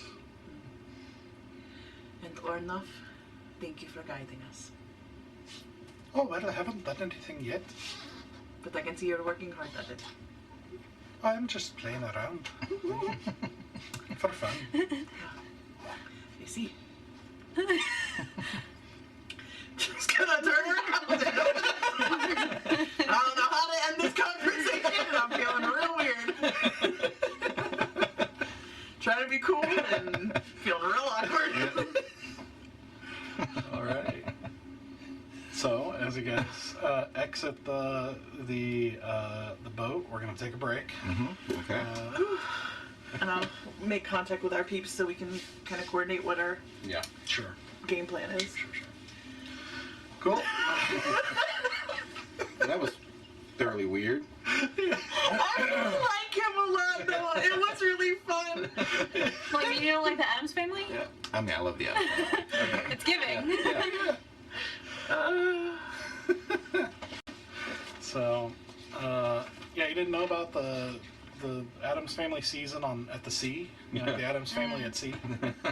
What's the third movie that The Sweet Life of the Addams. What a matchup. When they lived and worked on a cruise ship. Adams of the Caribbean? Adam's on deck.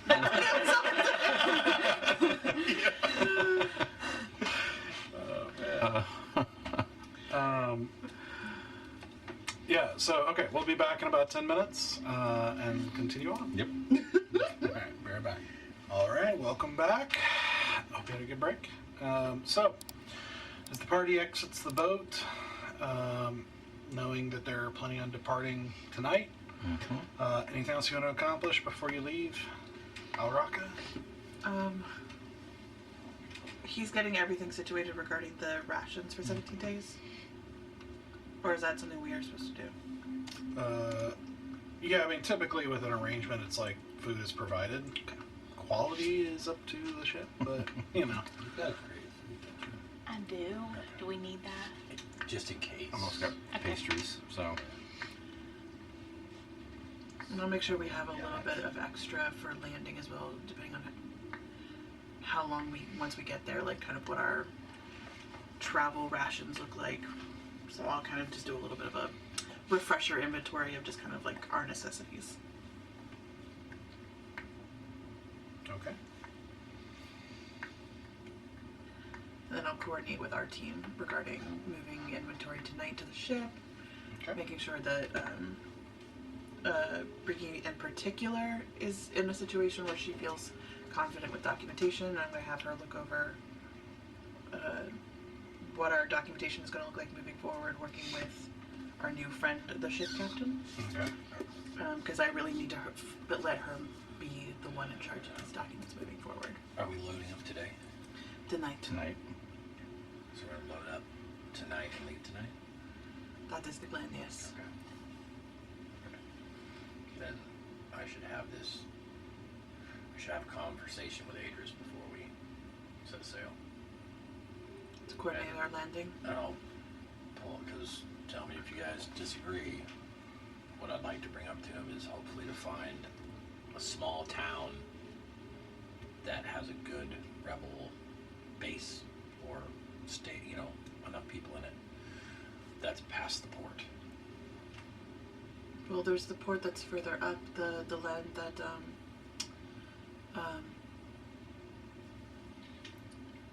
Dagger. Because they own that coastal area, right?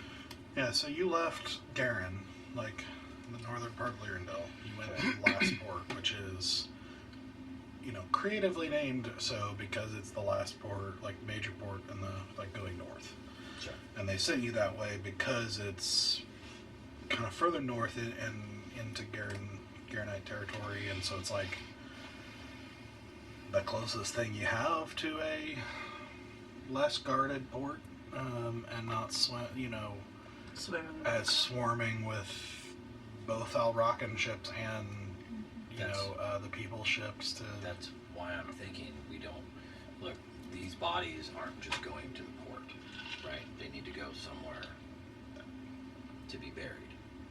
So if we can make sure that the bodies with our weapons shipping in it go to a small town in the country, past the port town, that would be much easier for extraction of the weapons, other than like trying to find a secure warehouse in a major port city. I would say instead of us trying to make that decision, we talk to them. Yeah. Yes, that's what I'm bringing up. But I was going to suggest it because last time I talked to them, they were like, so. Well, have we talked to our smuggler friends who originally got us into Lirindil? No, because I don't have direct contact with him, and it's kind of iffy. But that's the other thing we got to work out. If we do this, if we're trying to do stuff in the port town, that's controlled by that dude, and he's going to want his share. Yeah, so instead of trying to undermine him, can you not contact him? I can. Because you've met him. Mm-hmm. Whatever you want to do. Well, let's at least coordinate with our, end point and see if they have any places where they would prefer to make pickups. Sure. And then we'll have to figure out if there's a bridge we need to buffer to get from there to there. Okay. So I will write to Adris and let him know that we have secured a ship and should be arriving in Lirindil in 17 days. 17 days, so 2 to 3 weeks.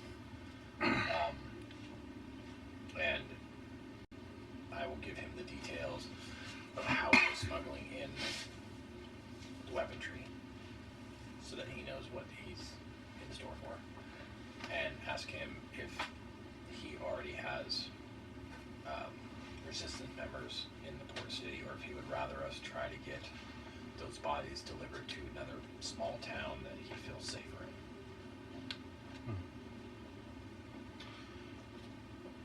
So he replies back and says, "It's quite an intriguing method. Can't say it's not interesting. I imagine it could be effective. I guess we'll find out. Last port is still your best bet. Anything further south, you're going to encounter a lot more of the People's Navy, People's Armada. But unfortunately, even last port is... The activities that we've been doing have been sort of kicking the hornet's nest, as you might imagine. And honestly, the Western waters have been getting more attention since one of someone important apparently died around about the time you left.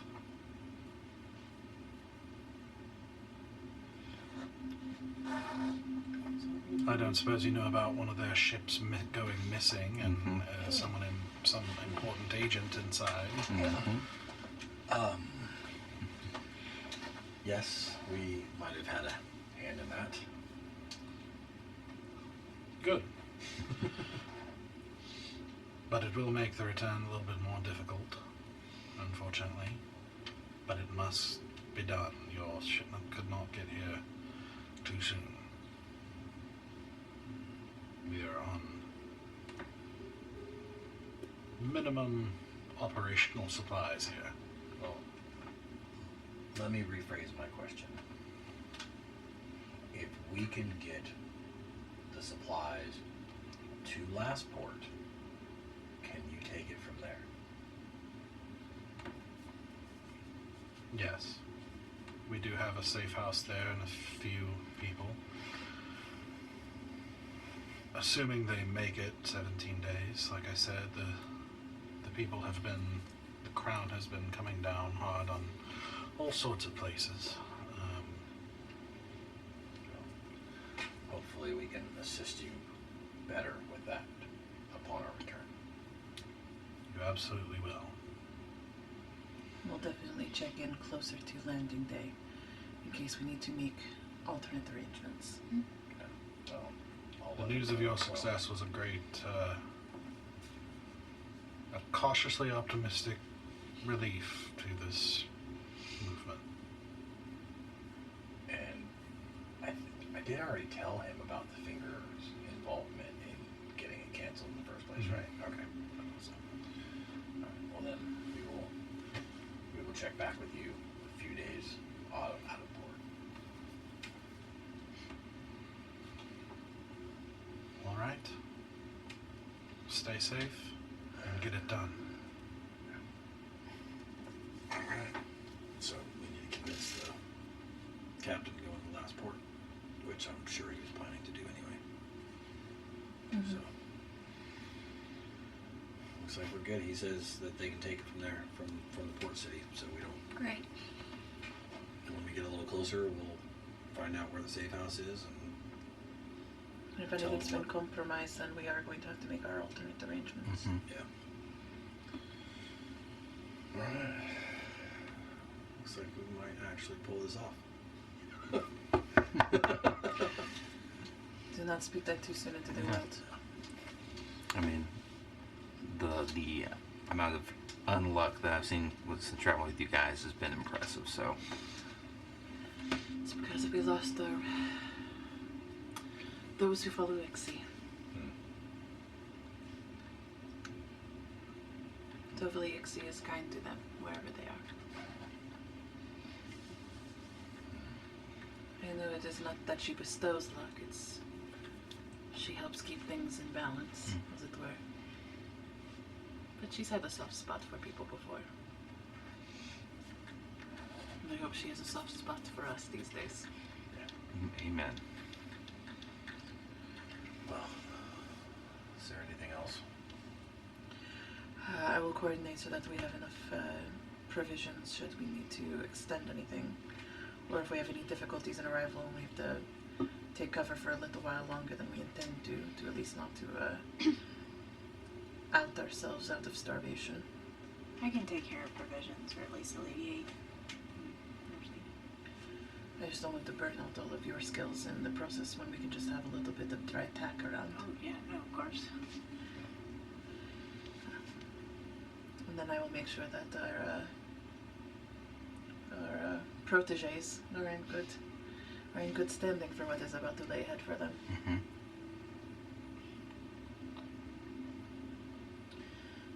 I am not looking forward to being back in the ocean, I will tell you that much. It is bittersweet to return. Light of people, heavy of heart.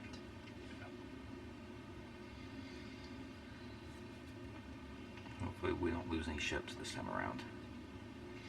No, if we get attacked and they run, we let them run. Mm-hmm. Because that did not go well for us last time. Nope. Lesson learned. Alright, well, let's get packed up. Yep. A few hours before we need to leave. Alright. So I guess Okay. we're going to get the shipment. Okay. So, for the sake of time, we'll kind of fast forward a little bit through logistics of like getting everything on board, but you know, just coordinating with the circle breakers and kind of introducing them to the situation, the plans, and everything like that. You're able to get it all kind of squared away. You know, at the end of the day, they do let you see some of the paperwork and kind of look it over, and you know, it seems pretty decent work, and you know, it just seems to be records of a particular format, you know, for like kind of like death certificate in a sense, but like also kind of some sort of authorization of where they're from, and you can kind of see Garen and Stonegate are the two main places that you see on there. They, as you load the ship, you start to see more people, more crew, start to kind of appear. Again, all of them dressed in black, like uniformly. Still very practical, but but all just black. It's like normal gear, but black. And it's like they just kind of slowly start to materialize as the loading process goes on and help you unload. And you see a number of wagons get rolled in and caskets getting transported into below decks, one by one. And they introduce you to let's see, in this ship it was 2 quarters, like 2 rooms basically. It's like a lot for 9 people, but it's a more of a storage ship than a passenger ship, if you know what I mean. So it's Ornolf kind of apologizes for the accommodations, but Sure. it is what it is. And moving forward, there's going to be less of us for any particular exchange. This is just our first kind of walkthrough, as it were. The circle breakers get on the ship. Minus Fekrian all look a little nervous, and like Briki is just like, I don't know why, but I didn't expect it to move. It moves. It's like the ground, but it moves. It will be moving most of the time. Okay. It'll take some time to get used to. And I will admit, for my part anyway, it is an uneasy queasiness that sits in my stomach on these journeys, as the ground never stops moving, and yet the horizon never changes. It is a weird thing to acclimate to. It is like being on soft sands, where you can never seem to stand still before you start to fall again. Oh, okay. Well, we'll do whatever we have to do. I take out a little bit of tea that I have. I found that this one eases my stomach just a little bit. At least takes the edge off. Thank you. Fekrian looks fine. Like he's totally not sweating it at all. Looks around curiously at the ship, and comments about it being kind of interesting and everything like that, but I do talk to Zeke and just see how he's doing, and then also I want to inform you that we're going to another country, and you can decide when we get there if you want to. We could probably smuggle you in, and you could live a life away from being a slave, or you could stay with the circle breakers and continue to free more. even I know one such as I would not live long in Lirindil. Well, no, but you could make it through into a different country, which probably wouldn't accept you either. But still a free choice. I just don't want you to think that you don't have any choice or say in this.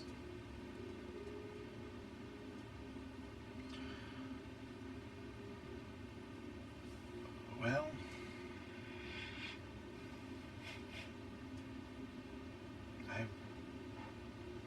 I'll think about it. You've got plenty of time to do that on the boat. Like you've seen how we've been so far. It seems like both ends of the journey are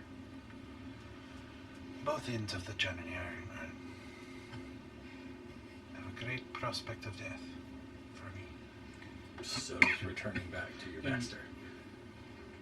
And actually, at this moment, as you're talking above deck, you know, the captain passes by and says, "And on the journey itself as well." Thanks. Way to build confidence. Okay. So take this voyage to think. But whatever you want to do, it is your choice. All right. I shall think about it.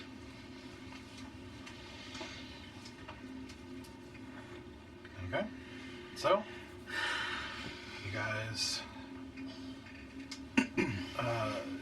there as the sun begins to set, you know, kind of unusual to be leaving at this time, but they don't seem to be bothered by it. And, you know, as, you know, eventually though, they you know, cast off and pull out of the bay and, you know, out of the port, I mean, and make their way back out into the quickly darkening waters. Eventually unfurling black sails and pulling out, and it's dark, but it actually looks like there's something on the front of the main sail, but it's night, so it's kind of hard to see at the moment. But there's also kind of an interesting trait, if you will, of the ship that wasn't there in the first ship, in the Shivering Darling. It's that even though it's dark, you don't see, like, there's no torches, like there's no lanterns or anything about the ship, but you still feel like you can see around the ship kind of dimly.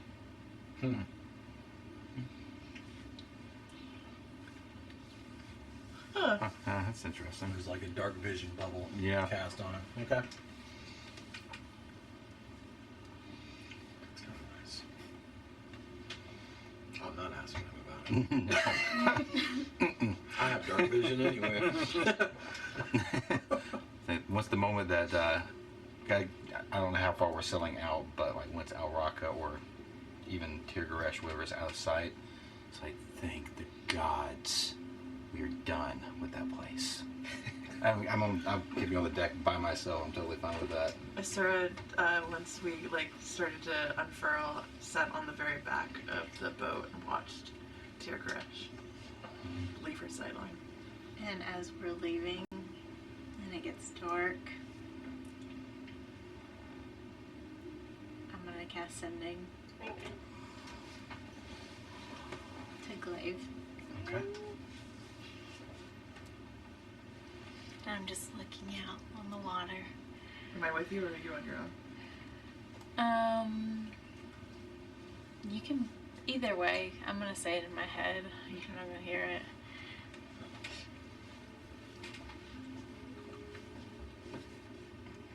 Hi, Glaive. I hope you're doing well.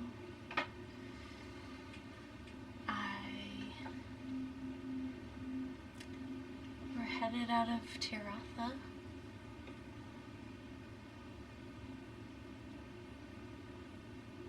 But, Bear...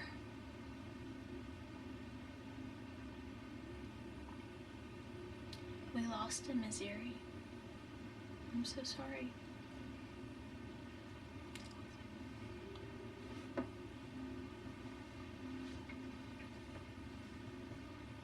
There's a pause as we hear. Oh.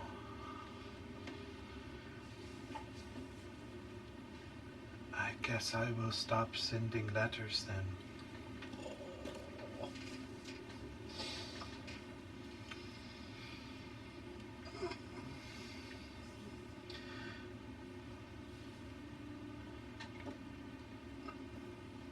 But he will be judged well.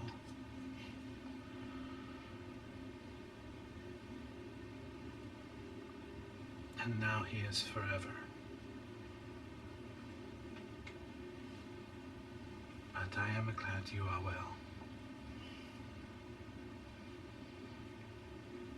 And that's all she says.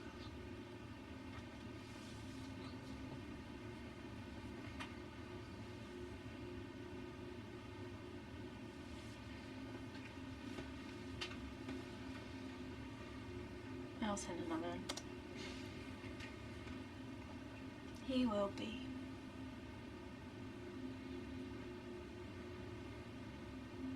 He was a really wonderful person. And I'm really glad that he met you.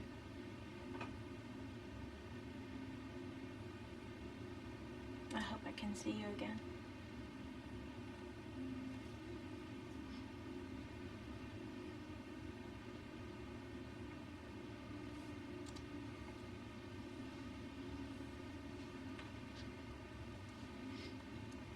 I will also say a prayer and stand witness before Morin for him, for his life. That yes, I'm very glad to have met you all. And I too hope to see you again.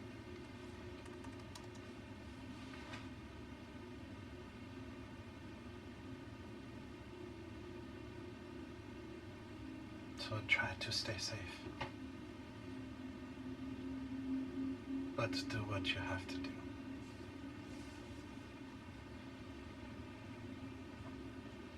And as she says some of these things, you can't help but kind of hearken back to the funeral you kind of had on the side of the road with Theo, where she said some of the same things, that you heard her prayer to Morin, stating how she stands witness for his life, and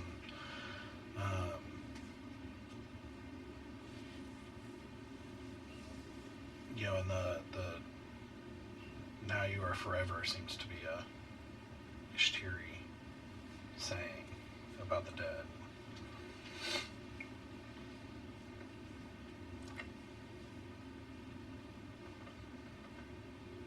Just take that in.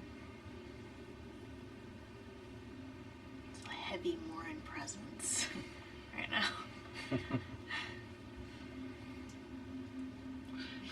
In fact, make a perception check.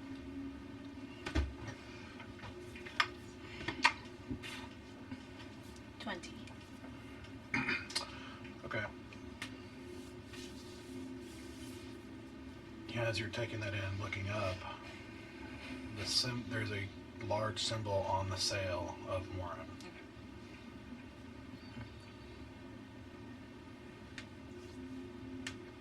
I'll just try to let that bring me some peace.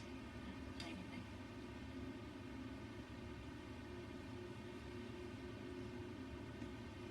Okay.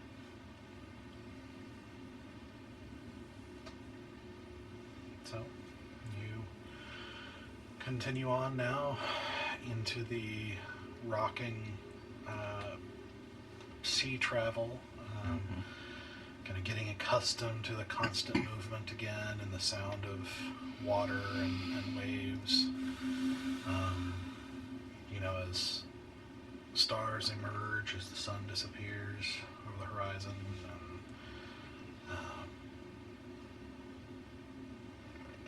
and you forget kind of how many stars there are, but Yeah. and even when you're traveling around, like out in the middle of the desert, for example, or things like that, it's similar, but it's hard to find a darker place than out in the middle of the ocean. And now you don't even have lanterns and torches getting in the way. It is beautiful. Mm-hmm. And so you do as you do before settling in for the night. Sarah does something he hasn't done before. He breaks out the one of the pieces of paper and ink, and he writes down what happened today. That's all. Okay. Okay. Not gonna tattoo it on your body? No, I'm not gonna tattoo it on my body. But after that, like, man, I don't have, like, I'm missing things. I need to document what's happening to me so that I have something. Yeah. There's like a little fear of losing something else again. So Sarah journals. Okay. Okay. And he'll do that each night before going to bed. Okay. Anything else? Not tonight. I do want to do the thing, but it'll be like a couple days on the ship. So a couple days later. Yeah, so yeah, you do, eventually kind of get back into, settle in for the night and go to sleep, checking on the circle breakers, some of them not dealing with this as well as others, and,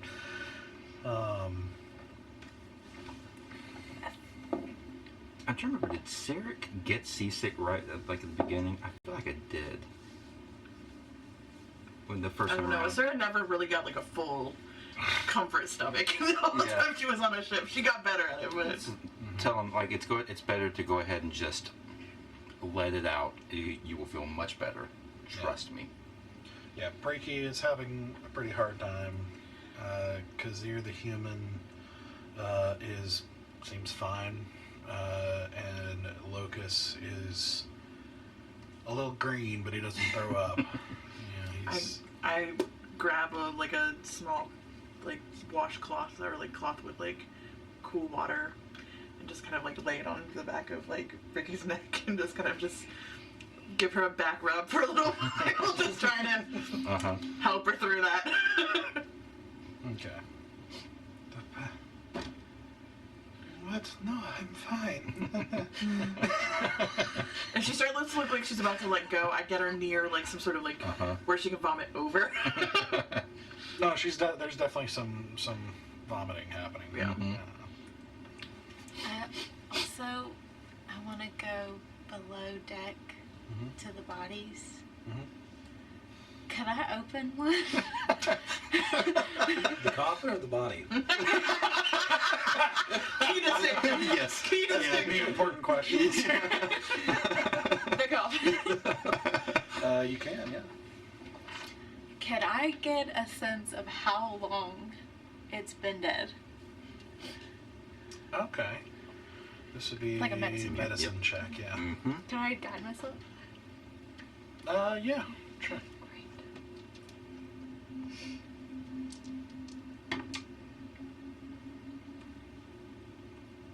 27.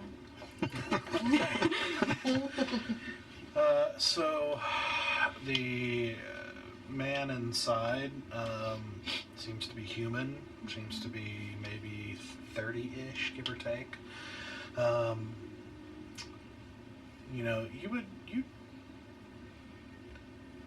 When you open it, there's definitely kind of an acrid smell of chemicals.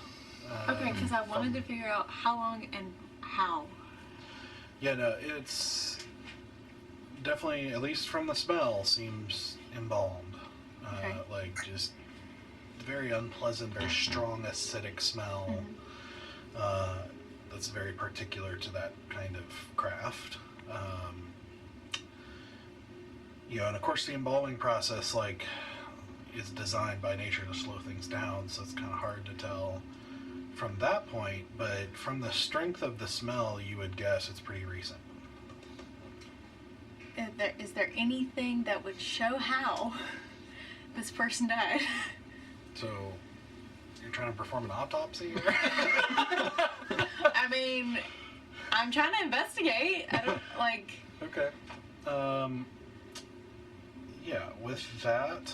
They're wearing clothes. I'm taking them off.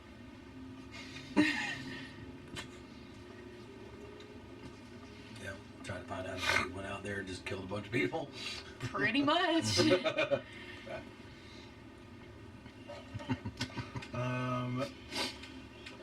Yeah, so, as you are kind of poking around, you do find what looks like a wound, through the chest. Like maybe spear-sized. Specifically a spear? Well, it's about the right size for a spear as opposed to like an arrow or like a knife or anything like that. Like it's not, you know, long, elongated or piercing like a sword or a knife, but it looks, you know, like a larger puncture wound like Only a spear one. would. Yeah. Yeah, you Can see a I couple open of their another scars in places, but that seems to be like a fresher. Okay, I'm gonna button him back up or whatever, close the coffin. I want to open another one Okay. and see if I can find similarities. Okay. The next one you open is kind of an elderly gentleman, a little bit darker skin, you know, kind of thin, balding hair. You're unable to find a cause of, like a clear cause for him. There didn't seem to be any evident markers, per se, of like physical violence on this one.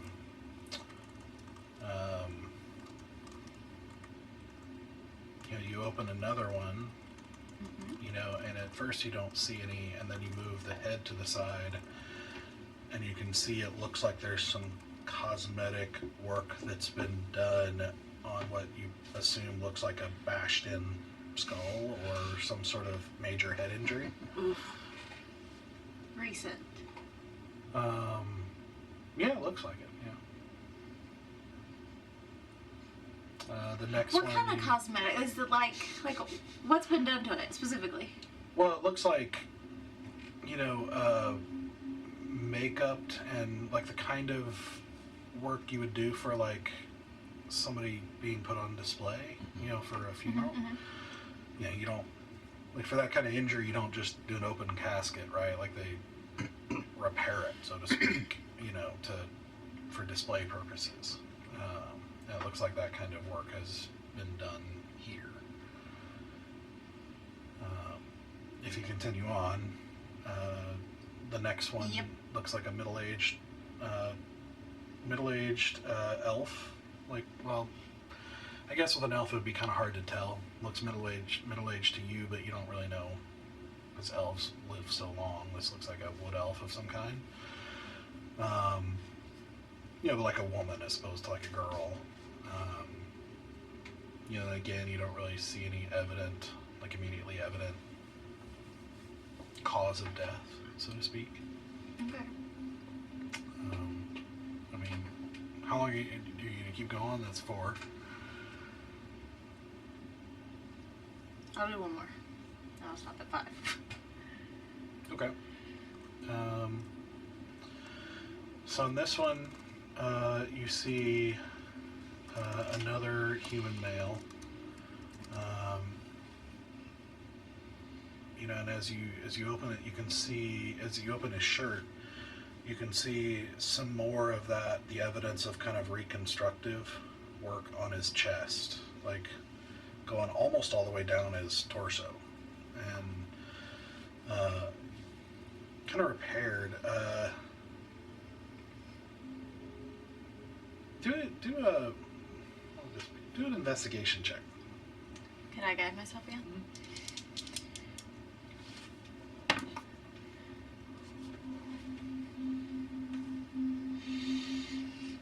28.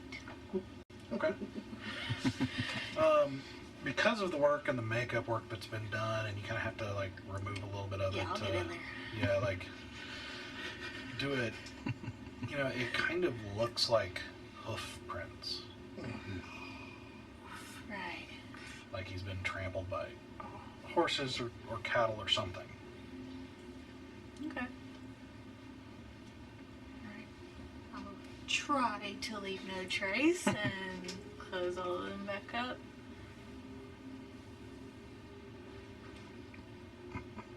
And go back on the deck.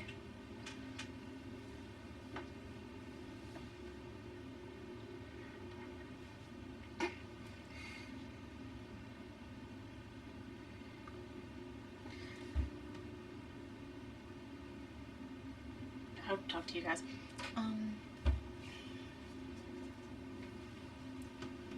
exactly did the captain say about the bodies that he was bringing onto the... That there would be 50 of them. Yeah. How he got them is a trade secret. Yep. There was apparently a, well, I don't think he necessarily said surplus, but that there was a decent amount of bodies here recently. Okay. I don't know, it just concerned me, so I went to go check it out. I mean, everything. What'd you find? Yeah. Anything interesting? Recent deaths, but various causes, it seemed like. Maybe it's nothing.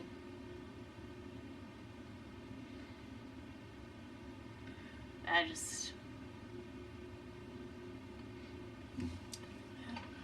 Feel a little anxious about our ferryman. Maybe I'm just paranoid. I mean, look, religious people can do crazy things in the name of their faith, so Yes, they can. I don't know. Can I ask you if you can do something? Sure. We know that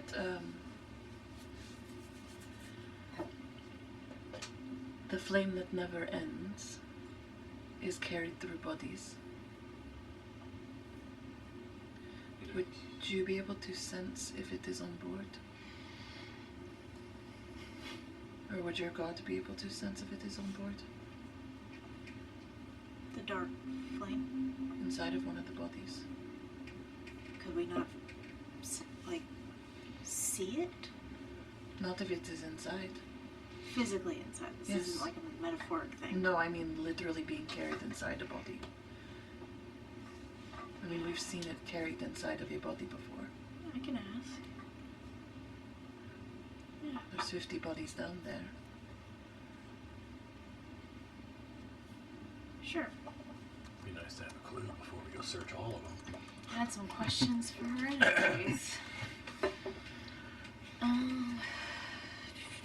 Because honestly, they're an easier vessel to use than bottles and other spell? tools.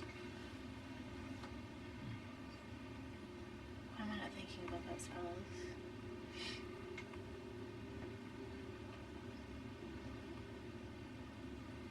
Trying to locate something. Locate. No, the question asking spell. Oh, the spell for your god? Commune? No. No, yeah, I think that's Is it right. commune? I don't know, I was thinking... Or augury? No, not that one. That Well, one's we're like very specific. The one where you get to ask a question, you either get the cold wind or the hot wind or the no wind. Yeah. I didn't know if I had to... I think I maybe have to... For some reason I thought I didn't have to Prepare it. prepare it, but I do. So maybe. Let us ask sooner rather than later, I think. Yeah. Or if it is not on board now. Augury is the yes, no. For Or a good, specific bad. action within the next 30 minutes. Oh, yeah. Yeah. If I search all these bodies, will I find flame? It's, Just keep casting it because it's going to take us long. Spec- Yeah. I Specific haven't looked question. at it in a while to make sure. Of an action in the next 30 minutes. Wheel, wheel, and woe. Nothing. Yeah, okay, I'll do that one. And I will ritually cast it. Okay. And I have the stuff, the components for it. Okay.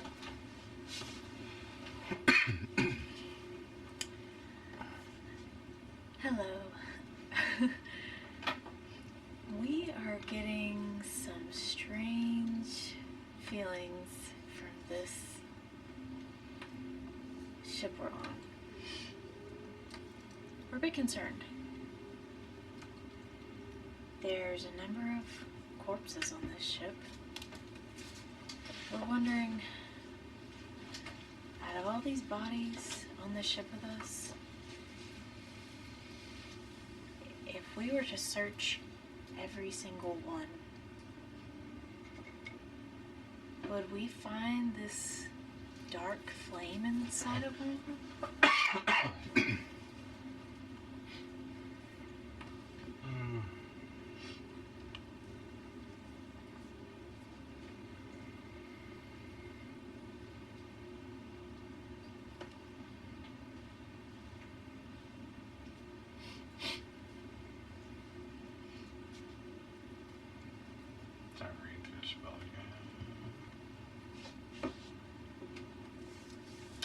Okay.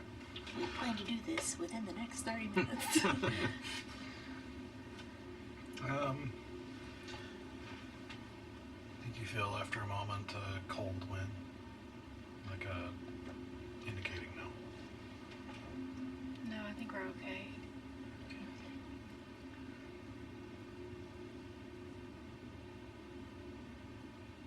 This doesn't totally relax me, but Neither do I, but at least it seems on the surface that these bodies were all different and unique and died of many variant natural and created causes. I don't doubt there is at least one body down there is one that we caused.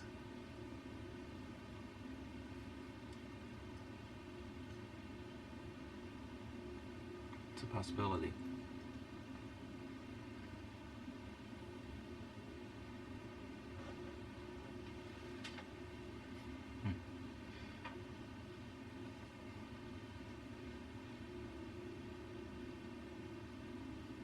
Do we want to keep an eye out on the captain? I'm guessing that's where some of this discomfort is coming from.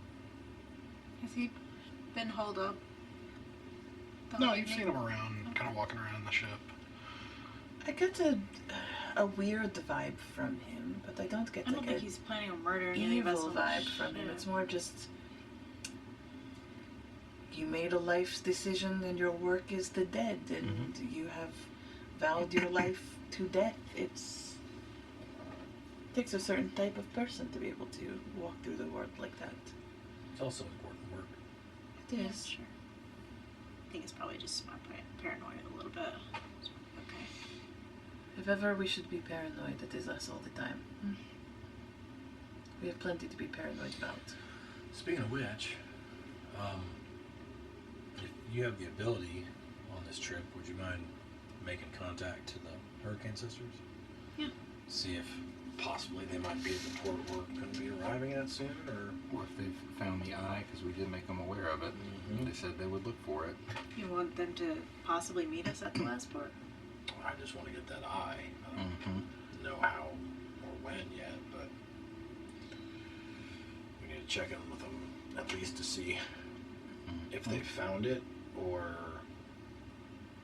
I like to talk to them in person. So if they found it, and if not, might they be near or at the final last port? We're almost confirmed that that is where we're headed. Yeah. So Yeah, sure. Podcast sending. Shoot, which one? What's the name of the leader? Start with F. Fire, Fire, yeah. fire. Sikosa's the first mate. Yeah. I'll send one to Fire. Okay. Hi again. Hope you're okay. We are... Well, we'd love to know if you found that eye. We'd also like to know if you would be interested in meeting us at the last port in a couple weeks. It's probably more.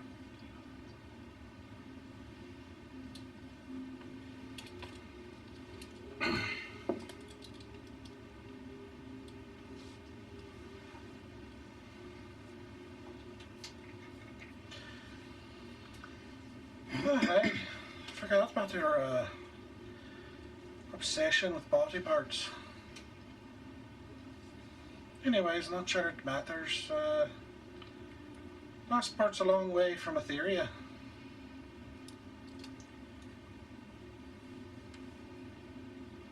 I'll relay that.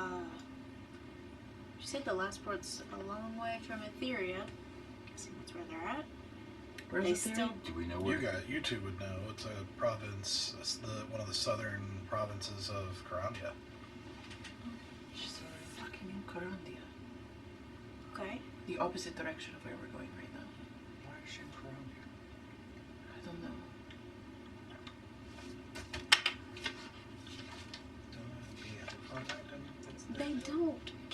about this eyeball at all. But I does don't know how many times I've told them. Lady Anthers is up in the blue. We've got our people. We've got our hometown.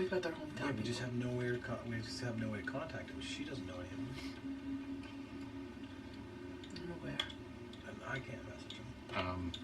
I hold up one of those potions of messaging. You don't know. I don't, but We do. one of you can drink it. Who would be in contact? I'm not gonna contact.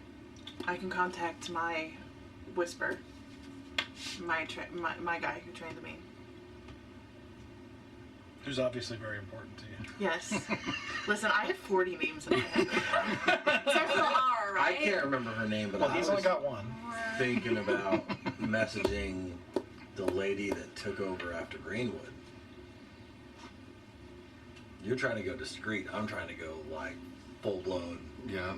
Fucking Make a statement. Send. guards waiting at the port, going Yeah. hi. Yeah. Send her back perfect. We know the current ruling body of that country. We can easily get a full armory to her wherever she is to pick up the eye. I send that. I'm sorry, what were you saying? I said perfect. We know the current ruling body of that country, and we can easily get an entire armored cavalry to pick up the eye.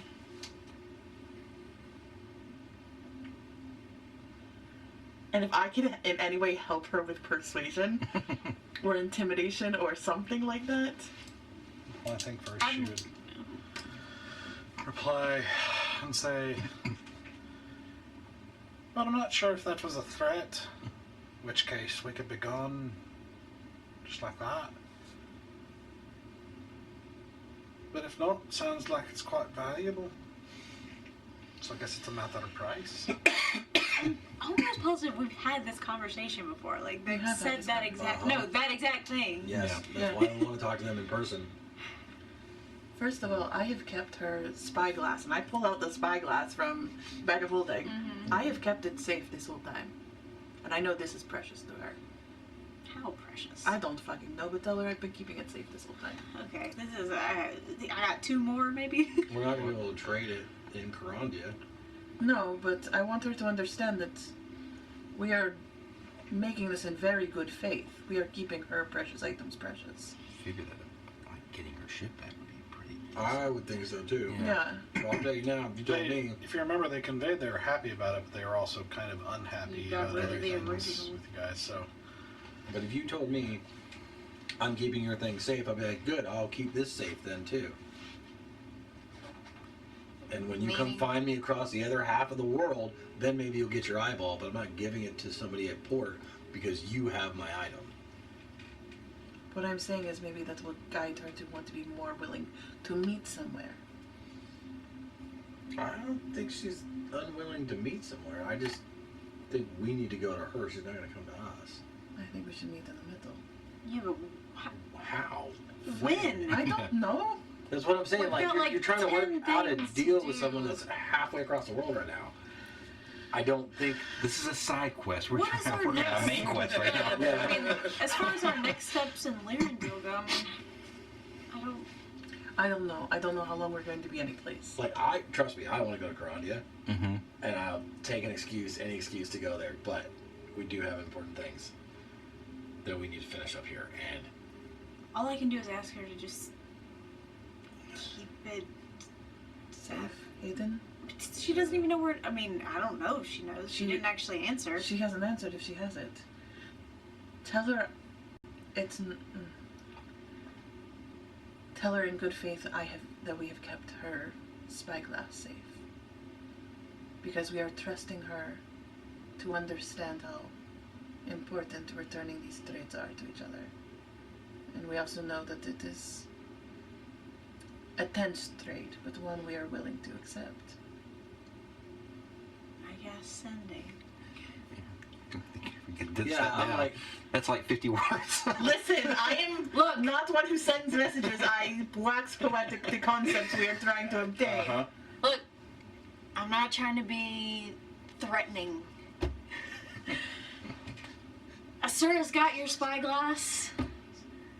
So maybe in good faith, just One word. I think it was six more. Right? I think you have 6. No, this is the 25. This is Okay. Okay. Safe. chill. Thank you. Could have ended on a soft note. So no, chill out. Oh, that's so good. Every time, the more I talk to her, the more it's like, Uh-huh. In good faith, chill. I'm like that with a lot of NPCs. It's fine. Yeah. I feel you. So I think she was like you said Sikos. I what feel like bores she's a us? little It's bit all more these amenable. people. Fyra's, she's spicy. Sisters, You sound kind of Everyone. bored. just stop. You just gotta understand what they want. To be annoying.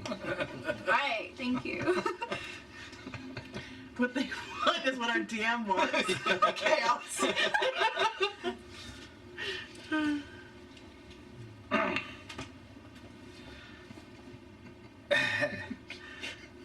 I like you.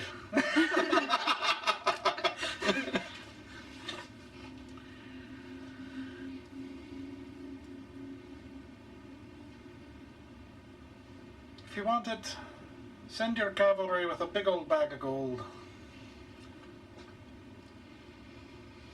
And right big.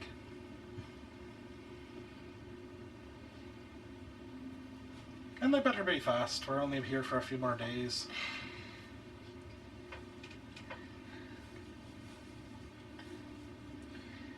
Queen's Landing.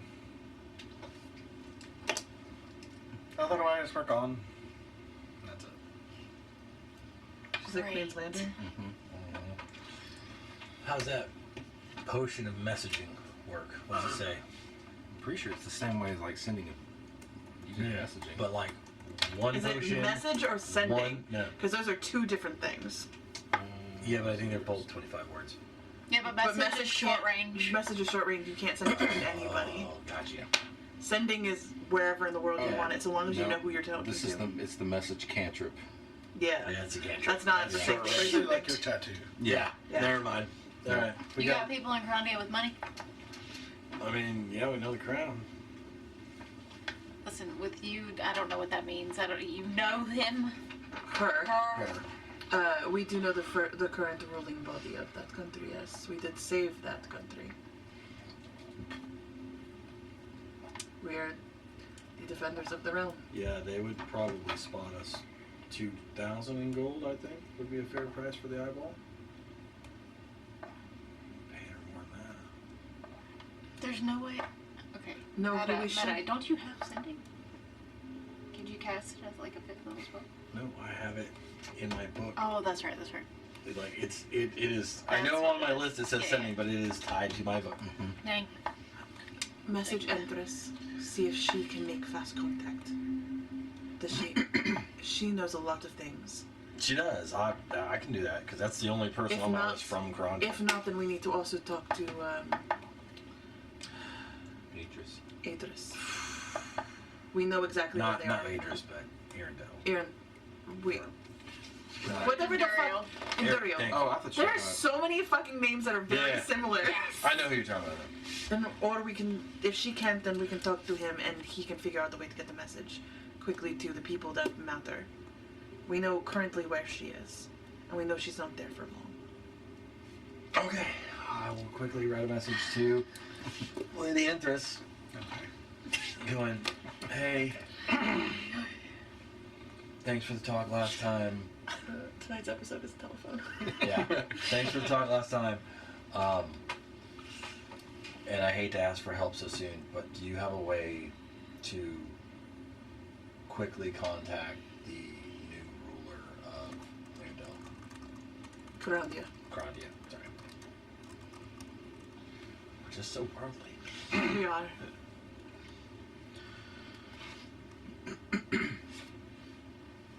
Good evening, darling. Back.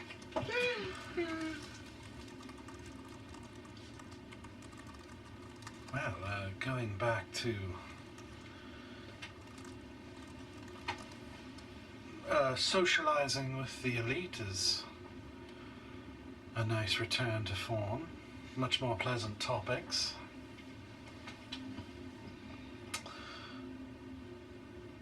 I suppose we might have a way to try. That would be very helpful. There's a ship at Queen's Landing. The captain's name is Fyra of the Hurricane Sisters.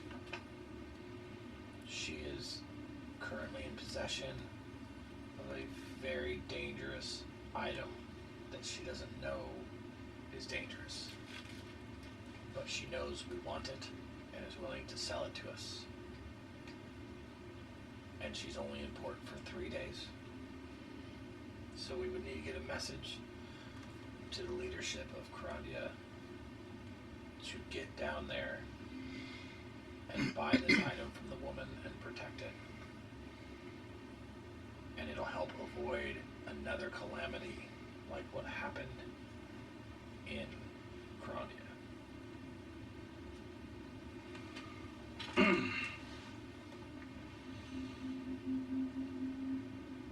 And who is it we're sending someone to? I can't remember her name, but the leader who took over for Greenwood, because she knows us. The Queen? Verissa? Yes. She does know us, right? Yeah. Am I mixing up my memories? I was about to say. I was like, because we were at the party, we had the whole big talk. Mm-hmm. Yeah, she had the whole talk about who you guys were going to back because it's Yeah. important. Yeah. Yes. And then she knows that we stopped Greenwood and all that good stuff, right? Mm-hmm. Okay. So we are in good standing. I'm just double checking because, like, sometimes it's been a while. No, wait, I'm trying to think. Does she know you stopped? Because you guys elected to keep that secret. We did, but she knows that we She stopped knows you're Skeleton. in good standing. Yeah, Yeah. she knows about the other good deeds you did. I don't think she Yeah. knows about Greenwood. Okay. I don't think anybody does besides Well, Interest and that's- and like your... That's why I'm trying to use the skeleton as, Yeah, like, And also, we are defenders of the realm. yeah, like, Right. if this thing gets loose, you know, and I'm like, yes, the queen, or whoever else you think would be willing to spend 2,000 gold to keep this country and others safe. Because it is an item that can cause the same calamity as the necromancers did. It's the same type of item as the one from under her town. That was Enthris's town where we found the fire the first time. Yeah, it's the same thing that was under your town. I see.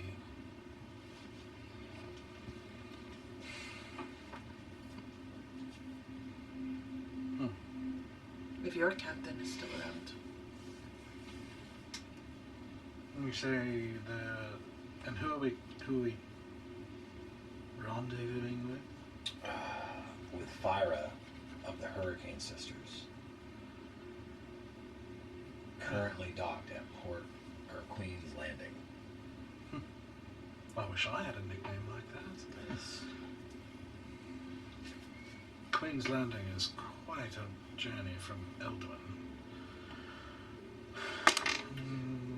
Is there any other of your contacts that you could trust with this? She's a socialite. Mm-hmm. One second.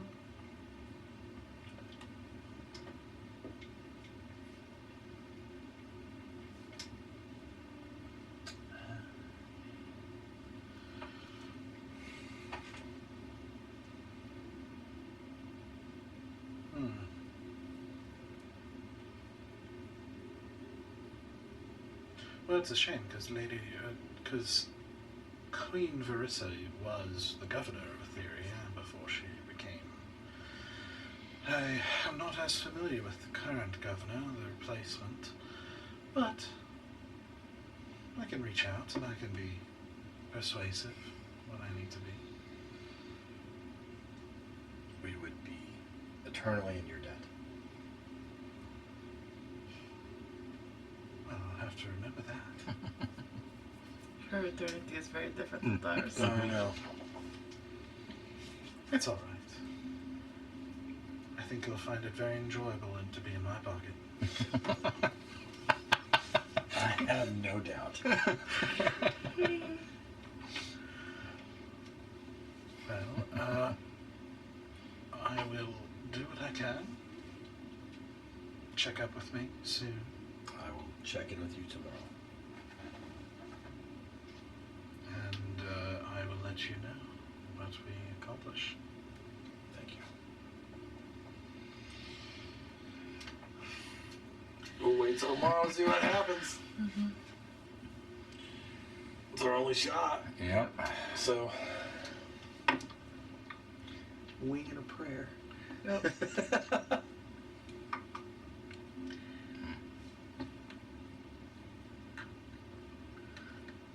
I did. Are we just kind of like doing all the acting parts we want to do right now? It's up to you, yeah. Doing all the acting. Yeah. Is there anything you want to do today? Because Yeah, tomorrow well, I'm going to talk to her. I'm gonna So pull. you've effectively got more or less, like I said, I'm going to be rolling for events and things like that along the way, but you've got more or less 17 days of downtime. Okay, so we're just kind of in like a loosey-goosey, timey-wimey situation at the moment. Yeah. Cool. Then one of these nights I'm pulling you aside. Pull me aside. I have a weird request to ask of you. And please say no if it is not appropriate for me to ask this. I need a little interior digging inside my mind. Okay. Interesting.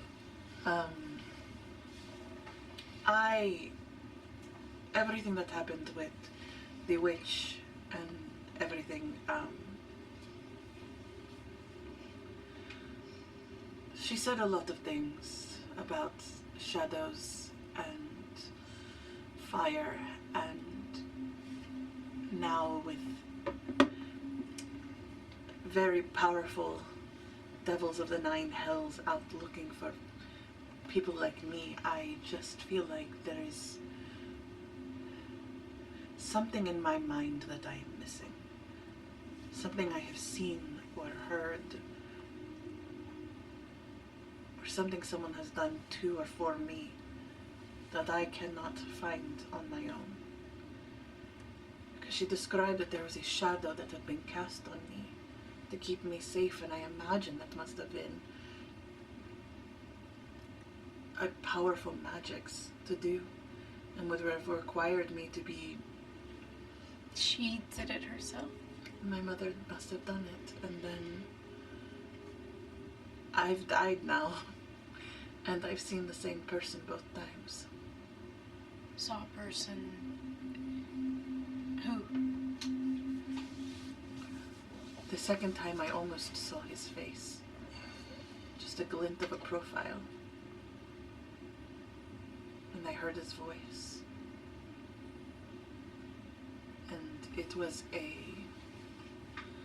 place unlike any other. It was beautiful and orderly,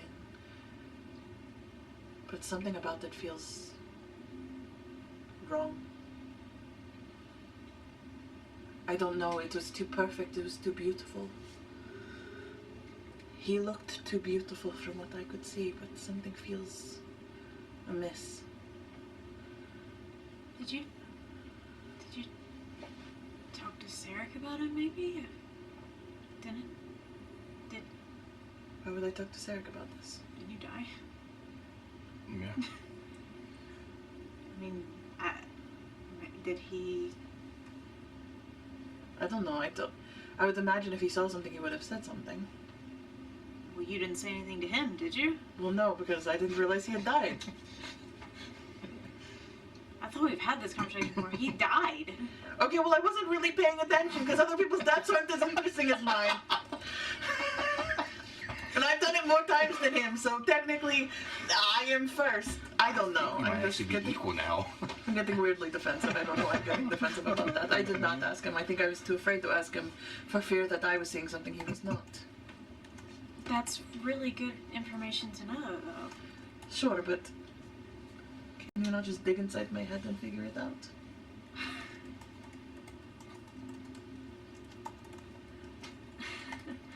I can try. I don't think I've... You have to let me, though, you know? I know. If I try this... I know.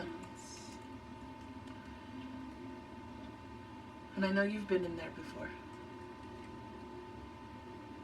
Or at least I think you have. Sometimes it's hard to gather specifics, but... I would do my best to be as clear-headed as I can be, but... Yeah, I'll, like, grab your hand. Yeah, we can. We can do that. That's okay. Just... It could be nothing. Maybe nothing happens. But I have so many questions. And I don't know. I feel like there's something very obvious that I am missing. And I can't see it. Should I focus on your mother then? I have nothing to go off of. Do you have anything of hers? Or painting of her? Something small? I don't even know if she looked like me. Okay.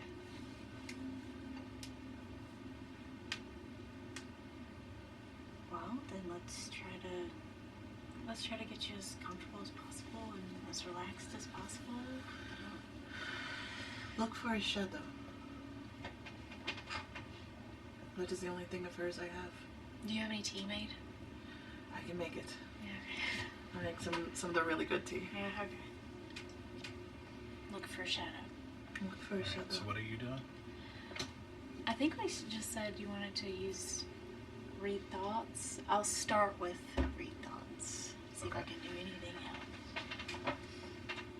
I'll just kind of like make like a little cushiony swath area for myself and just kind of lay down. Mm-hmm. Just kind of take very deep breaths. Close my eyes. And try to like relax my muscles as much as I can. And I'll say a prayer. My friend Asura could really use some answers right now.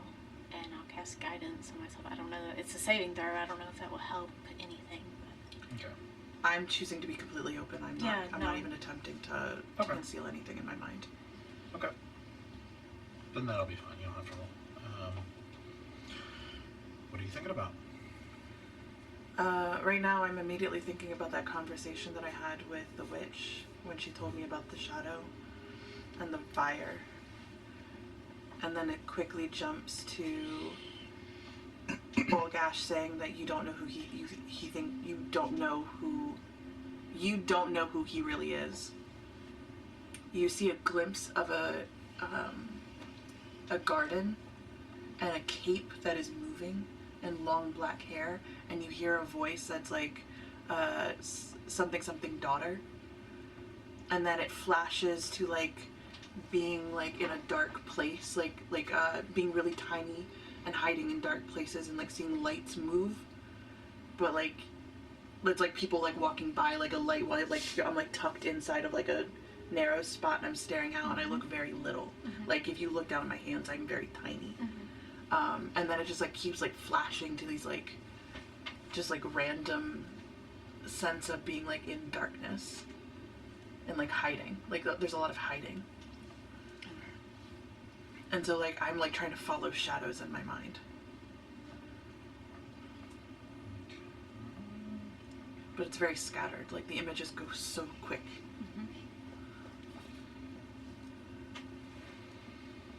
Give me a second. Was MDA in that team?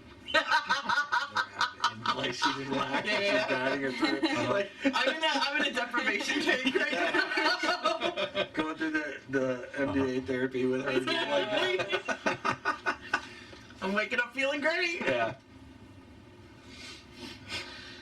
It was a microdose, I'm fine.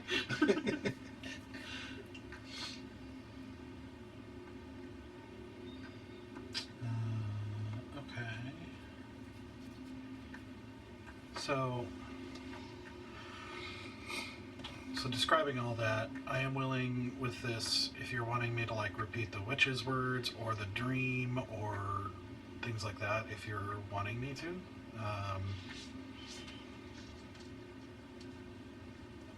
That's up to you. If we can follow the witch's words regarding the shadow that was cast on me, is there a way to follow shadows in my mind? To like younger and younger and younger. Trying to find like my youngest self in a shadow. I mean, you can rethink the witch's words and then she can hear them, you know, kind of through that memory if you want to do that.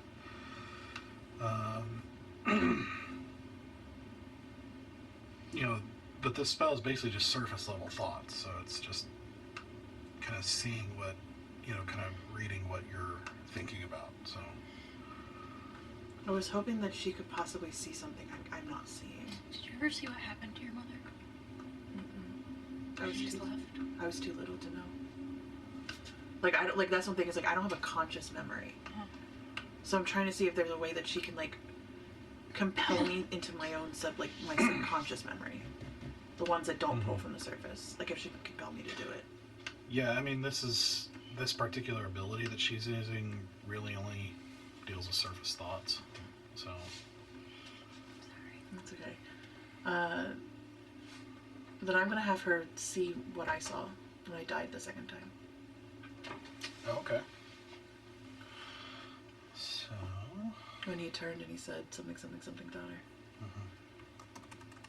Because I start to get lost in shadows, but there's kind of like an age where I don't remember past that. Like you see like a very young Asura and like cuddled up with a couple other like children, but it doesn't stick. The word daughter keeps coming back up a lot. And so then I think about the second time I died. It sucks because I have this read thoughts ability, but the actual spell detect thoughts is not available to clerics. That is kind of awful. I hate that. Can you find the scroll, you know?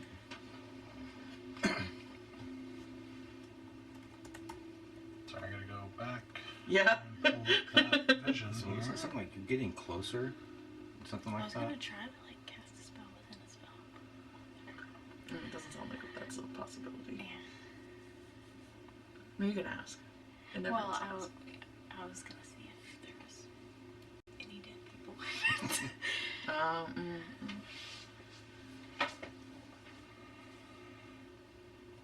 Okay. can talk to your mom if you like saw her. Yeah. So you're basically trying to relive the death experience that first time. The second time. When he talked to me. Yeah, like which was when you talked to Belladonna, or when you fought Belladonna, right? The first time he didn't say anything to me. The second time he said something to me. Right? The second time was when he called me daughter. I mean, the first time you died was Belladonna. What was the second time you died? Inside the Celestarium. Celestarium.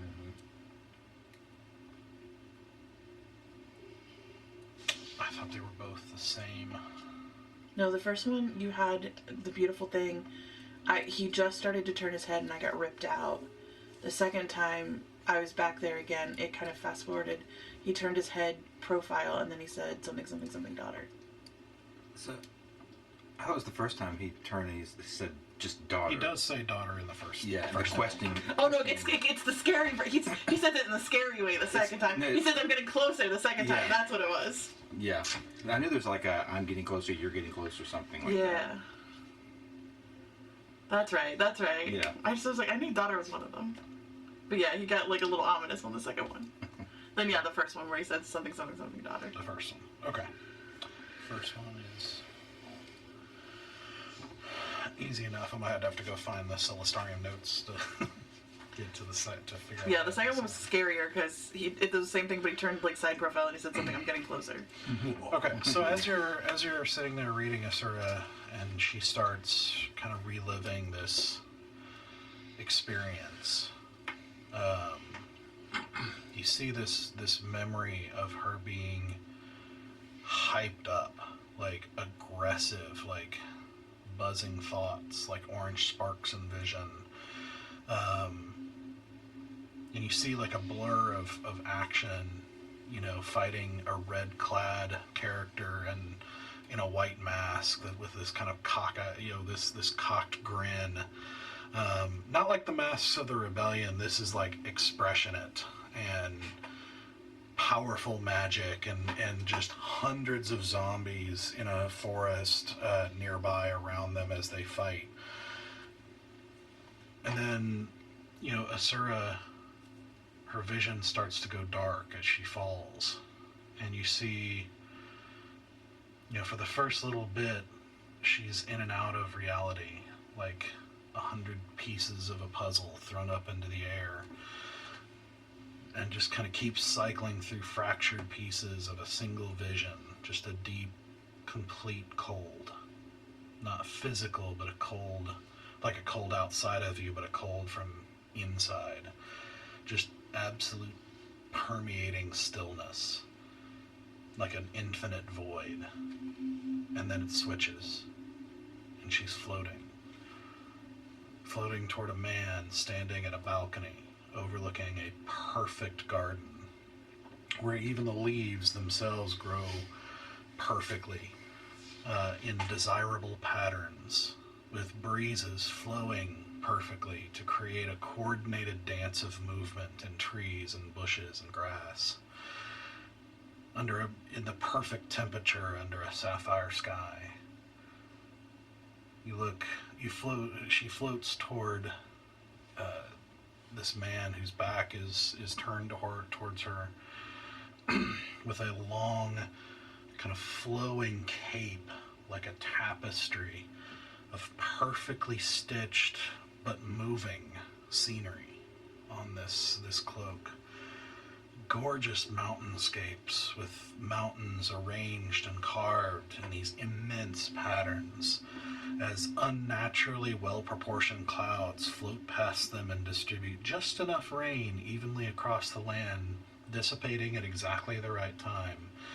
Dense forests covering vast lands, but their entirety planted perfectly, like an arboretum, with only the most desirable plants growing in exactly the way they were meant to grow. Great rivers hemmed in by carved white stone, as far as the eye can see, as it winds in a path that ideally fertilizes the land perfectly, with fish that follow an organized paths through the water, no more killing each other than is absolutely necessary. The cape, this cloak, conveys a tremendous sense of peace, balance, and order, capturing the sight as there's a faint and distant sound of screams in the distance surrounding you, but somehow infinitely far away, so that it's almost like no unpleasantness could touch this place.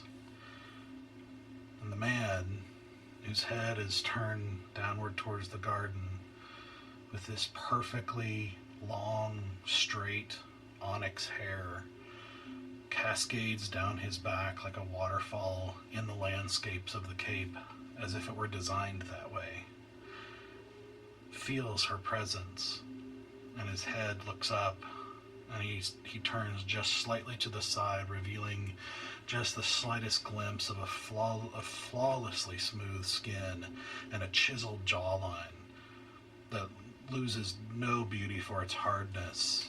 And you hear him say, "Daughter?" And as he starts to turn, she remembers the feeling of a white-hot hook plunging into her stomach and jerking her backwards, zooming and blurring the imagery away as that serene scene zooms out and a blur of color and darkness, and she slams back into her body, into a crude, messy physical world that seemed an eternity away just a moment ago. Does it end?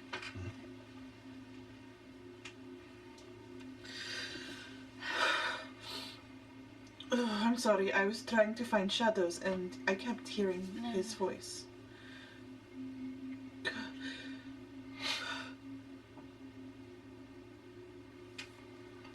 was the first time I saw him. Wait, you mean what just happened wasn't a retelling? It was all new? No, I mean, that was the first time I saw him. It was that time. The second time was a little less pleasant.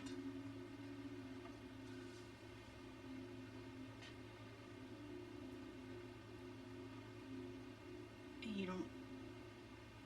He said daughter. I've never seen that man before I died.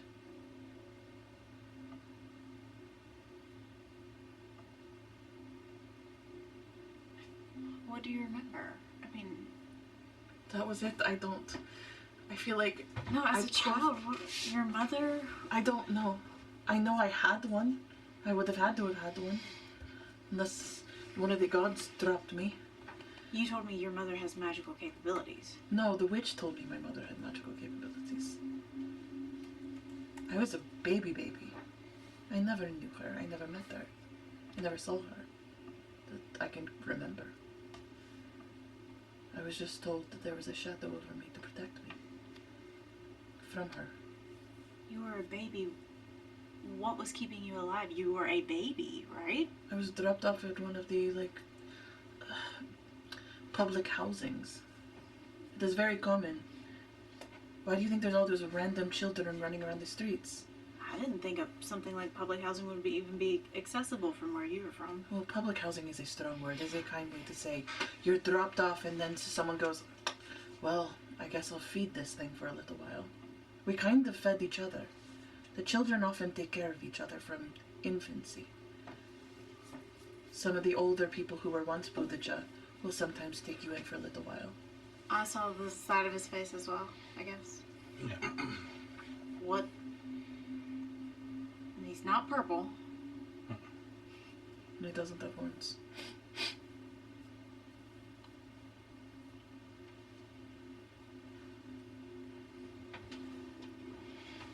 We were trying to follow the shadow. Is he the shadow? I think he is the fire. The witch said that the shadow was cast on me, but the shadow is now fading, and that the fire was coming. The second time I died, I saw him again, and he said that he was getting closer, and it felt ominous. Like he's death itself?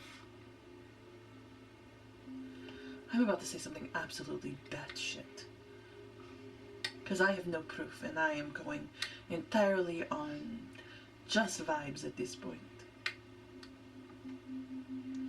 But when we were in Tirata, you all found out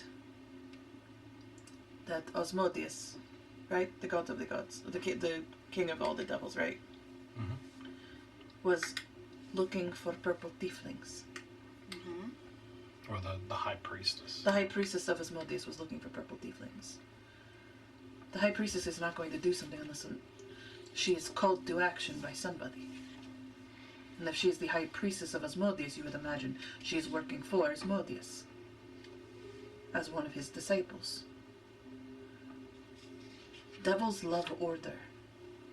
They love perfection in all things. Perfect documentations. Perfect deals. Perfect alignments and alliances. Everything in the exact order it should be in. Tell me the crazy part. I think that was Asmodeus. You heard the screams in the distance. It was not a place of serenity. It was a place of order. There is a difference.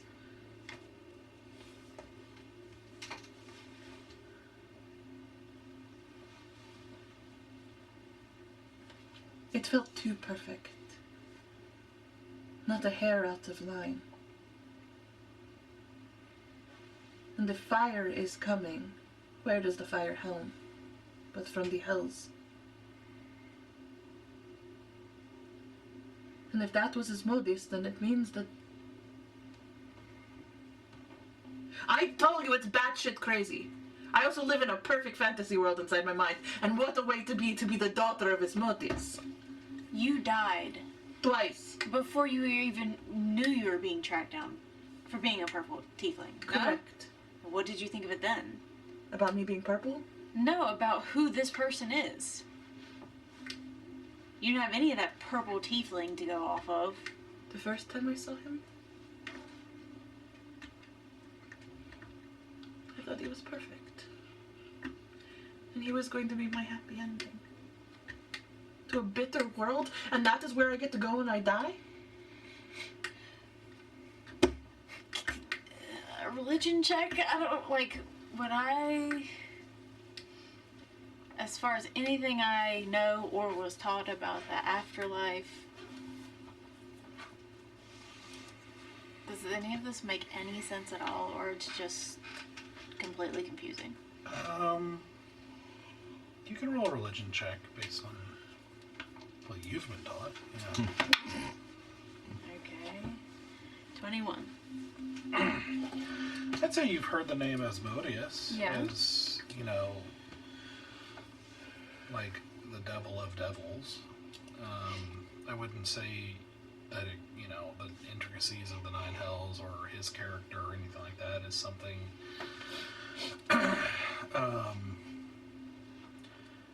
you know, you would have known much about. I wrote down a long time ago that you told me I would know pretty much, I don't know if it was solely or mostly about Chaldron, Morin, and Malthun, and that's it. Yeah, I mean, mainly because they're one of the more known entities, like the most popular of the gods, that a lot of people worship. You know, yeah, I just don't think they would have taught you very much about it, except that, you know, he's a devil, which is obviously bad. But they were a lot more vague. They were a lot more focused on the evil inside you and that sort of thing than I guess here, exterior evils. asking Except for, more specifically, I was around a lot of people teetering, like, between, like, on the brink of death. Would anyone have said anything as they're, like, going into the light? You know, like, was anything... Any detail? I would say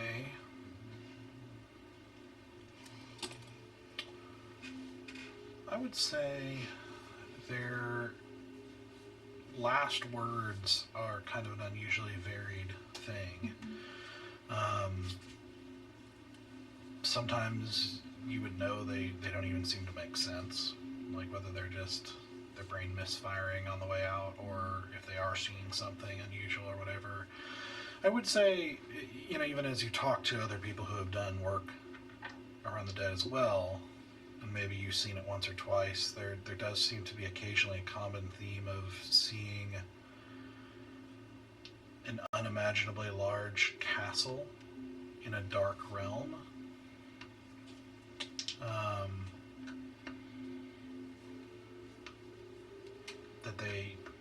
That makes them nervous on their way out. Roll another religion check for me. I know you just did one, but. And are you guys doing this around them? Nah, I pulled her aside. I wanted to have some private time before something scary happened. 20. Okay. Well, the 20. Yeah, it's probably vague. You know, probably enough to know that that's typically associated with the dwelling of Morin, the goddess of death. Basically, you know, people seeing where she dwells, where they go to be judged before going on to wherever their ultimate destination is. So nothing to tie to this. No, nothing like this. No.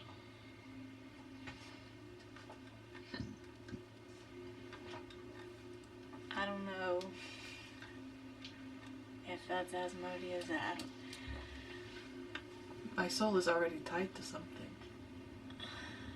both times I immediately went there.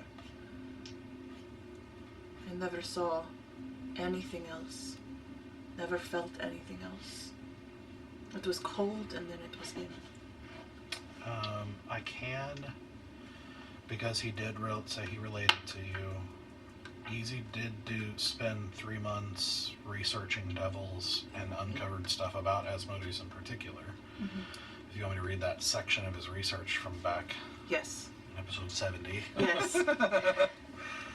Okay, so at the very bottom, in the 9th layer, sat Asmodeus, the Lord of the Nine Hells. There's much scholarly debate about the actual number of gods. Some believe only in the traditional 15. Some believe that the 15 are greater gods and that there are lesser gods, and some believe that there are more than 15 equal gods. But in every debated list, Asmodeus is recognized as either a god, a greater god, or something close. Of course, there are other extremely powerful and unknowable creatures of mysterious origin and purpose, such as great old ones, true witches, and more. So it's possible he's something else entirely. Some speculate that his exact nature and origin is obscured by he himself. What is clear is that he rules the Nine Hells with an iron fist and an incredible mind. The great planar historian Azarok said, he makes himself unknowable except what he desires to be known. But I would say with surety that it would be the greatest of all challenges to find anyone with a more clever, wise, diabolical, intelligent, and insightful mind than his. Asmodeus is a being of order, unquestionably and unbendingly, though he himself defines the order and there is no better creature at interpreting the law in his favor. It is this nature that is reflected to various degrees in most devils of any intelligence. They instinctively gravitate towards order, even if it is cruel. It is also he that gained the devil's ability to recruit souls after standing trial in the eternal court. It is he that declared that all devils of a certain rank have quotas of souls that must be met in order to facilitate the blood war. He himself is the only devil that has none, for all hellbound souls belong to him. Also interesting is the debate over his ambition. As a creature of order, many argue that he would not dare try and take over anything beyond the Nine Hells, that he upholds the order of the universe. Quote, one scholar said, his nature as a devil and cruelty and enforcement of the law have allowed imaginations to run wild. They picture something more akin to a demon running rampant over the wheel of the universe. They conveniently forget that he is, above all, a creature of law. While others, of course, debate that he has much grander ambitions beyond the Nine Hells, and to see all of the realms come under his domain. That, I believe, everything else is other stuff about devils, because he was more focused on Volgash, but that's Asmodeus in particular.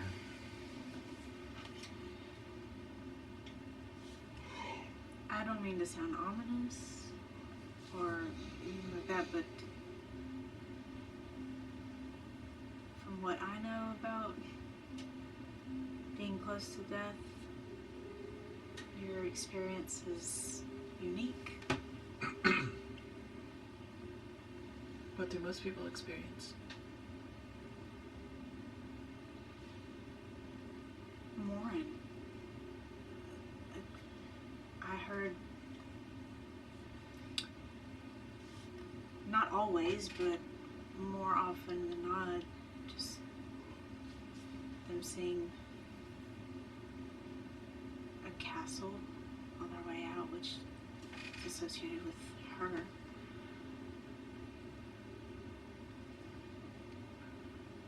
And more in judges' souls, yes.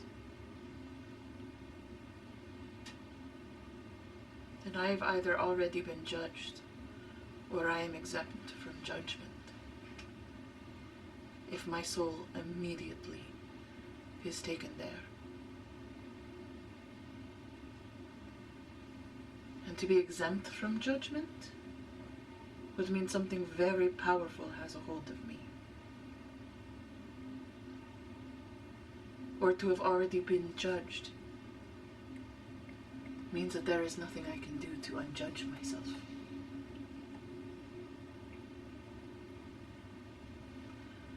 This is why I have this fear of being evil.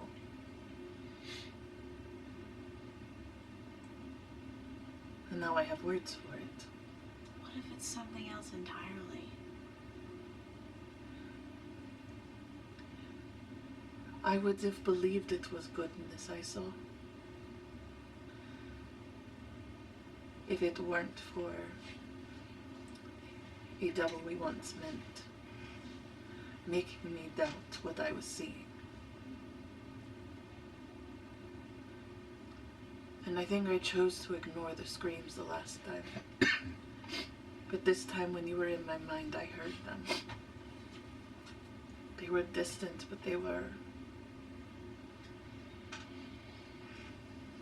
painful. They were not screams of joy.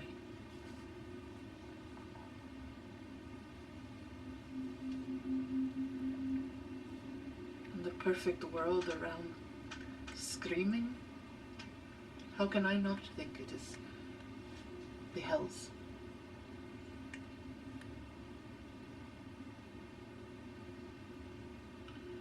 And when Easy was looking up things about Osmodius, and that he was order incarnate and law itself, but cruel and vile and calculating and brilliant. And rarely anyone sees him, but what they see is exactly what he wants them to see. Why wouldn't he show a sad, scared little girl a paradise?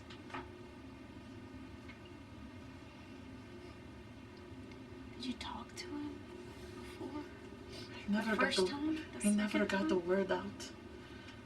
I barely even comprehended all that I was experiencing before I felt this bile in my body and just wrenching as I was ripped back to the world.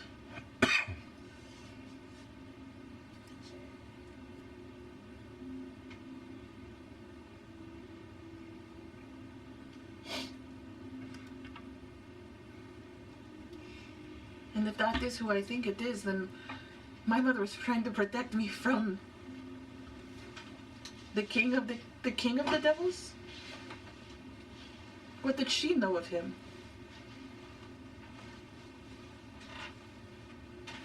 Who was she to him?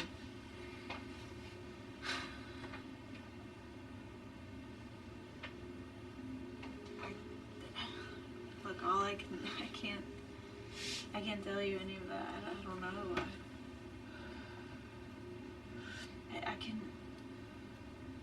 I can ask Eldris. If he'll let me know, I don't have to. I don't know if any of the gods would be kind to me if I really am spawn of the devil. She brought you back. So the children. I don't know, it doesn't hurt to ask, I guess. You don't have to ask Sarek either. But could be worth a shot. I don't know. I think I was afraid of asking, to be honest. I don't know if I wanted to hear that I was not like everyone else. That much I can tell you. So.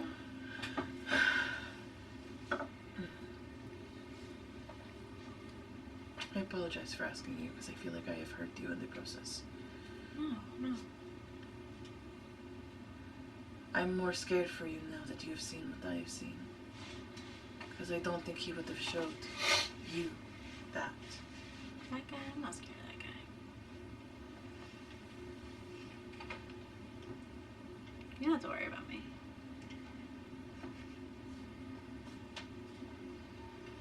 Then you're braver than I am. Hey, look, I better go those insight checks on Zynoa. Ever. That's because my insight is shit. I am perceptive, but I am not insightful.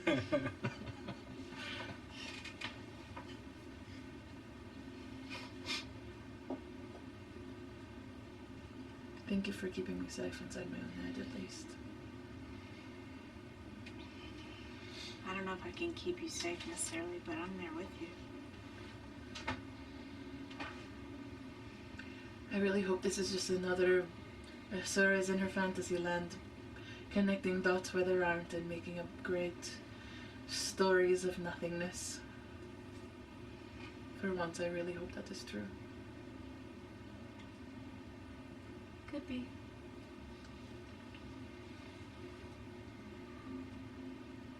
Perhaps I should have been a bard. What? I have great imagination. Okay? You're a great imaginative rogue. Knife-wielding, amazing...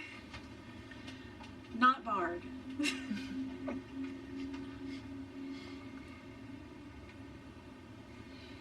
Well, 17 days on a ship with a bard, no, I couldn't do it. I put on a mean play. And then I instantly get really sad because I think about Baron Easy and I'm like, I put on a mean play because of the two of them. I think we need some rest. Yeah. Perhaps you are right. Okay.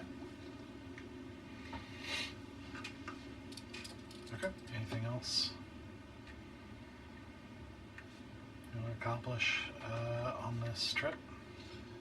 I try my hand at fishing. Okay. That's how I spend most of my time. When the wind dies down a little bit and we're not going as fast, I try fishing. Okay. Roll a survival check. You've never done fishing before. Right? I've never done fishing before. I want to charge it up. That is a 16. Okay.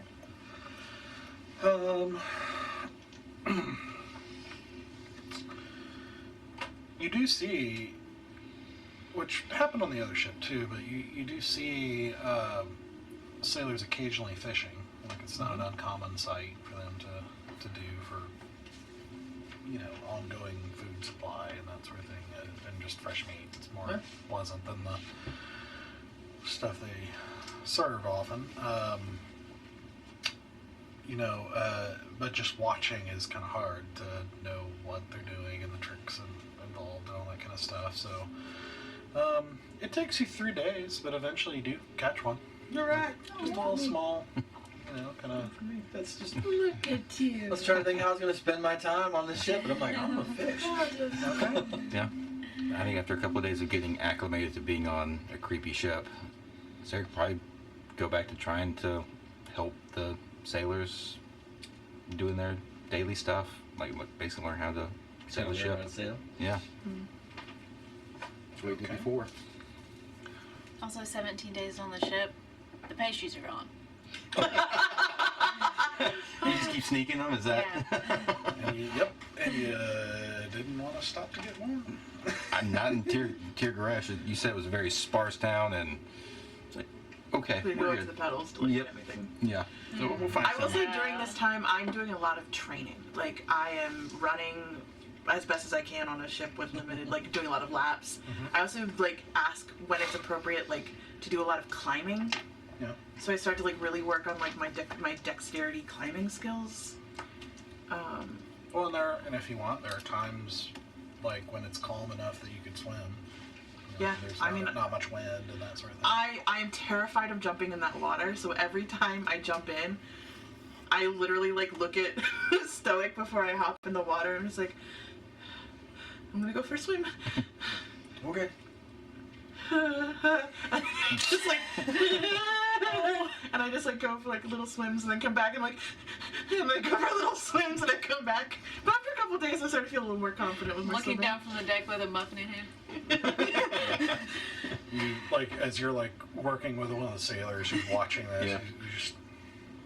you just see him roll his eye. I think she's doing okay. It's a big deal for me to be in water. Open water? Yeah. Sarek, surprisingly, this crew. So the previous when you were working with the Shivering Darling, it was pretty clear that they were kind of hard-edged, serious people you don't want to mess with for the most part, right? This crew is surprisingly maybe jovial. Like they are just constantly like ribbing each other, but you can tell it's friendly and constantly just kind of making little witty remarks and stuff like that throughout the whole. Dude had jokes. Yeah. Yeah.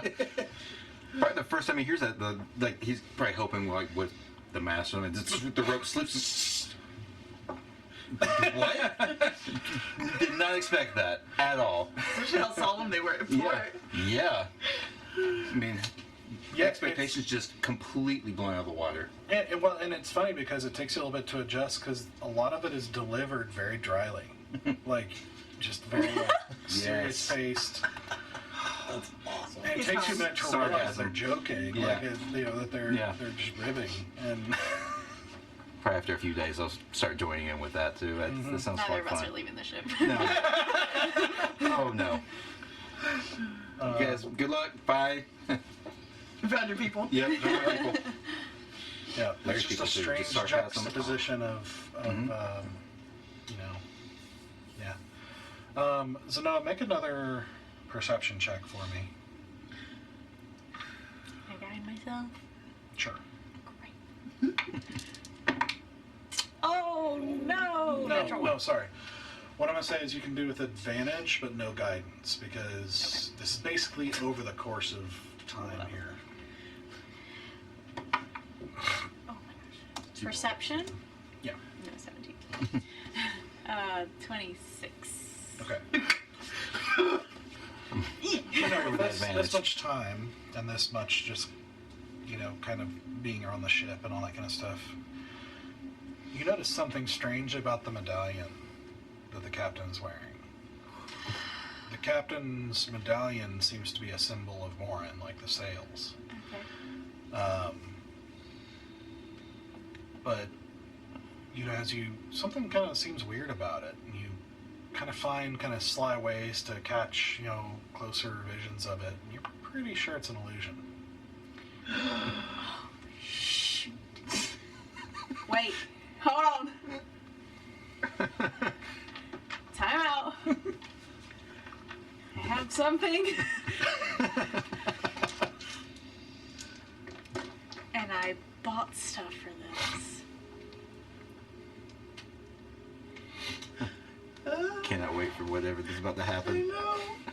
Hold on, let me Sorry, read sorry, this sorry. crap. It's alright. I know, you've got like 30,000 things. You've got too much. Spells are not short either. Spells are No, I know, this they're long. like 30 pages deep. Is this just like a random day?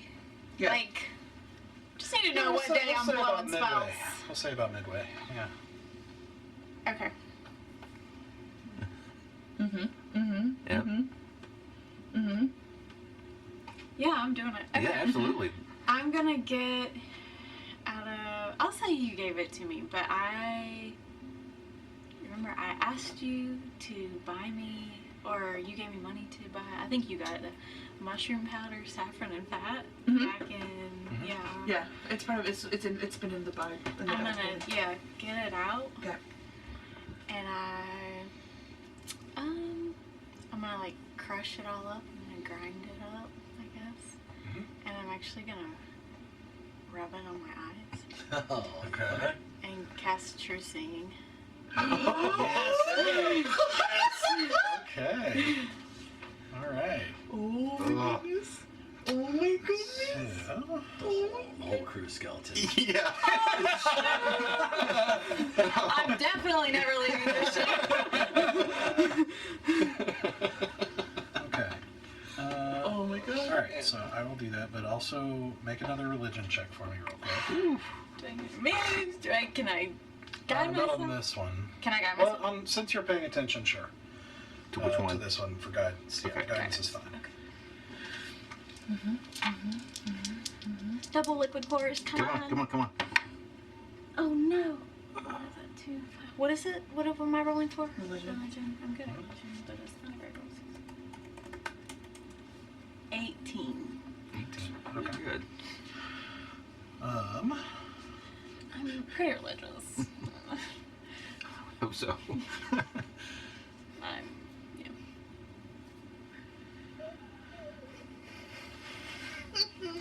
So we sold ourselves to the undead. Okay. So technically, True Sight lets you automatically detect visual illusions. Just let me see it all.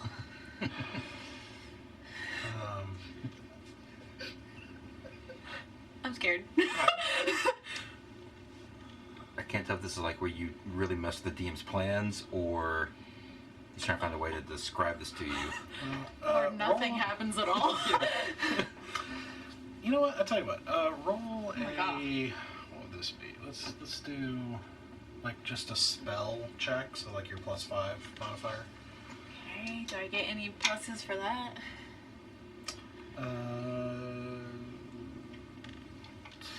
Tell you what. I'll let you do guidance if you want. It's your +5. That's your Yep. that's your modifier, and then you can add guidance. I'll let you do Another natural one. that. Yeah. So the medallion very So sad. clearly is an illusion. Yeah. And seems to be kind of blurred with some other symbol, obviously, something else that is the medallion, but you're not sure what. And let's see, you don't see anything terribly unusual about the crew or the ship itself. What was the natural one for? That I just rolled? I was trying to see. I was trying to, with that spell, I was trying to give you a chance at like a little bit more of a perception in a sense to see if you could see enough through the illusion a little bit. To figure out what the Technically not really how it works, but I was trying to let you try.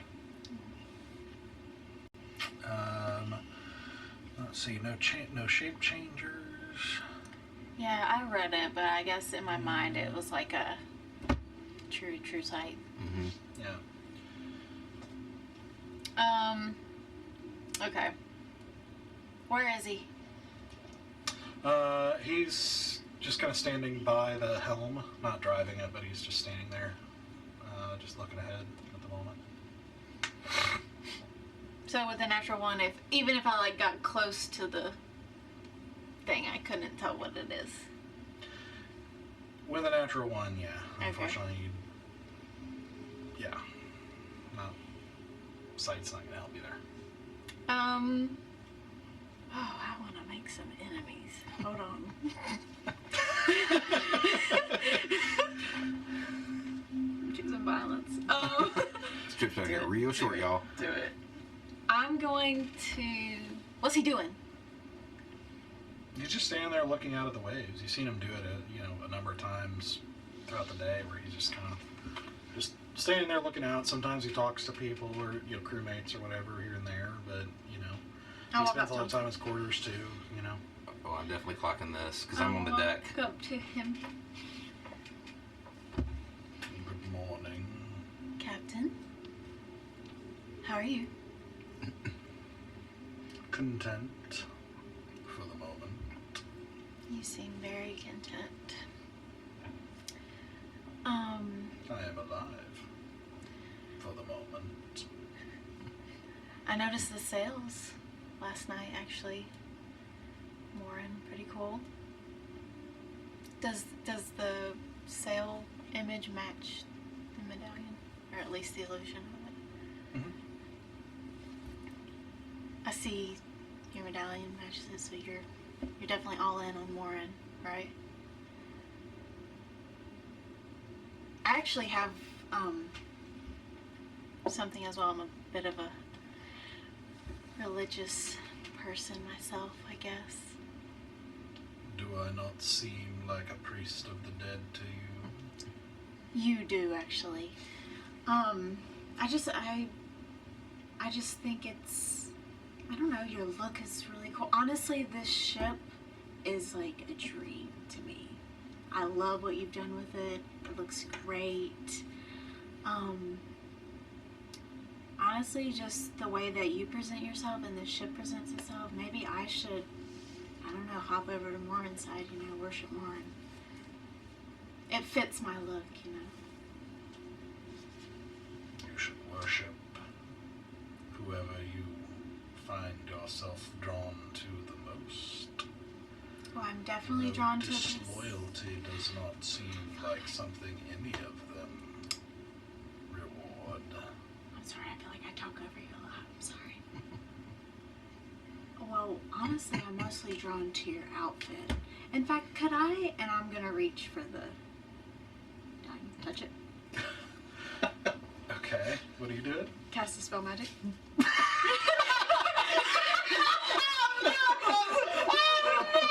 Oh, okay. I love this. I want to, if this is at all possible, just like, because you can like drop your own spells, I want to try to like cast it and then drop it really fast, if possible.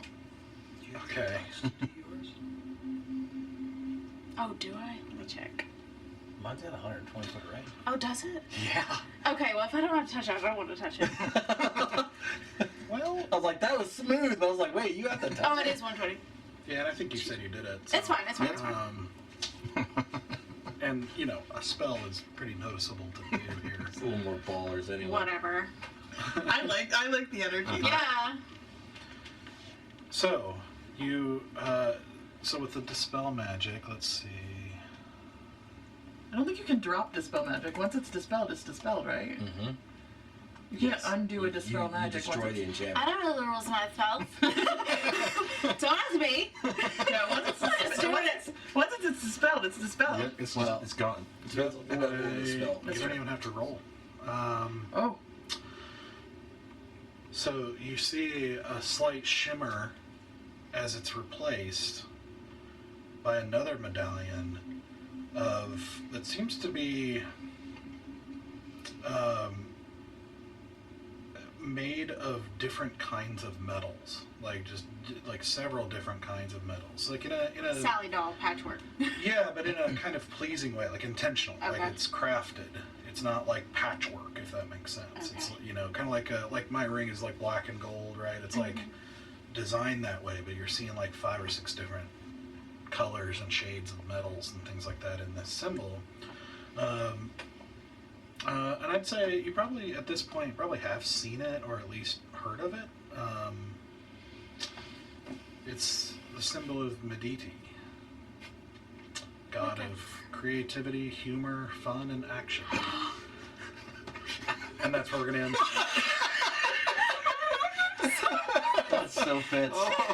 Oh, It's all an act. It's so great. It's all an act. It's the wannabe emo kid. oh man. That's really funny. Oh, this is so good. This is so good. Oh no, I love this so much. Oh man. That's the Dash worship that, or we talked about that. I think you had a Personal painting dash, of yeah, it, yeah, okay. Yeah. of him. Yeah. Yeah. Wasn't Medici also mentioned when we were at the pedals? It was mentioned somewhere else. I know Medici's also Shanisi was the library you visited. Shinisi, The knowledge. but Medici was also Shinto, right? Like a lot of the creatives that live down there. Yes. Also. Yeah. So freaking funny. It all makes sense now. What? So, Nice job. Yeah. His first mate was giving it away. Yeah. A little bit. Yeah, which now you understand why the crew acts like what they do. And, It was like not a very somber ship for followers of Morn. right? We've met the followers of Morn, like the ancient followers of Morn. Party killers. We got cool horses out of it, so I mean, like, you win some. That was such a baller move. Yeah. I love that so much. Back to back episodes of like just killing it. Love it.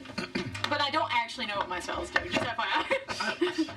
It's because you have a lot. Yeah, you got like 40,000. So, all right. So that was interesting, and Yep. we will see. We will not be streaming next week, so we'll have to. Aren't we? It's the 27th. Next week is the 20th. Oh, Yeah. my dates are all Yeah. jacked up, so we Off will a be little streaming bit. Yeah. next week. I will just be online. Yep. Yeah, we will be back next week to see what happens post reveal here, and as they continue on their way to Lirindil, returning to Lirindil, and getting back to Yep. their missions, hopefully, and we'll see.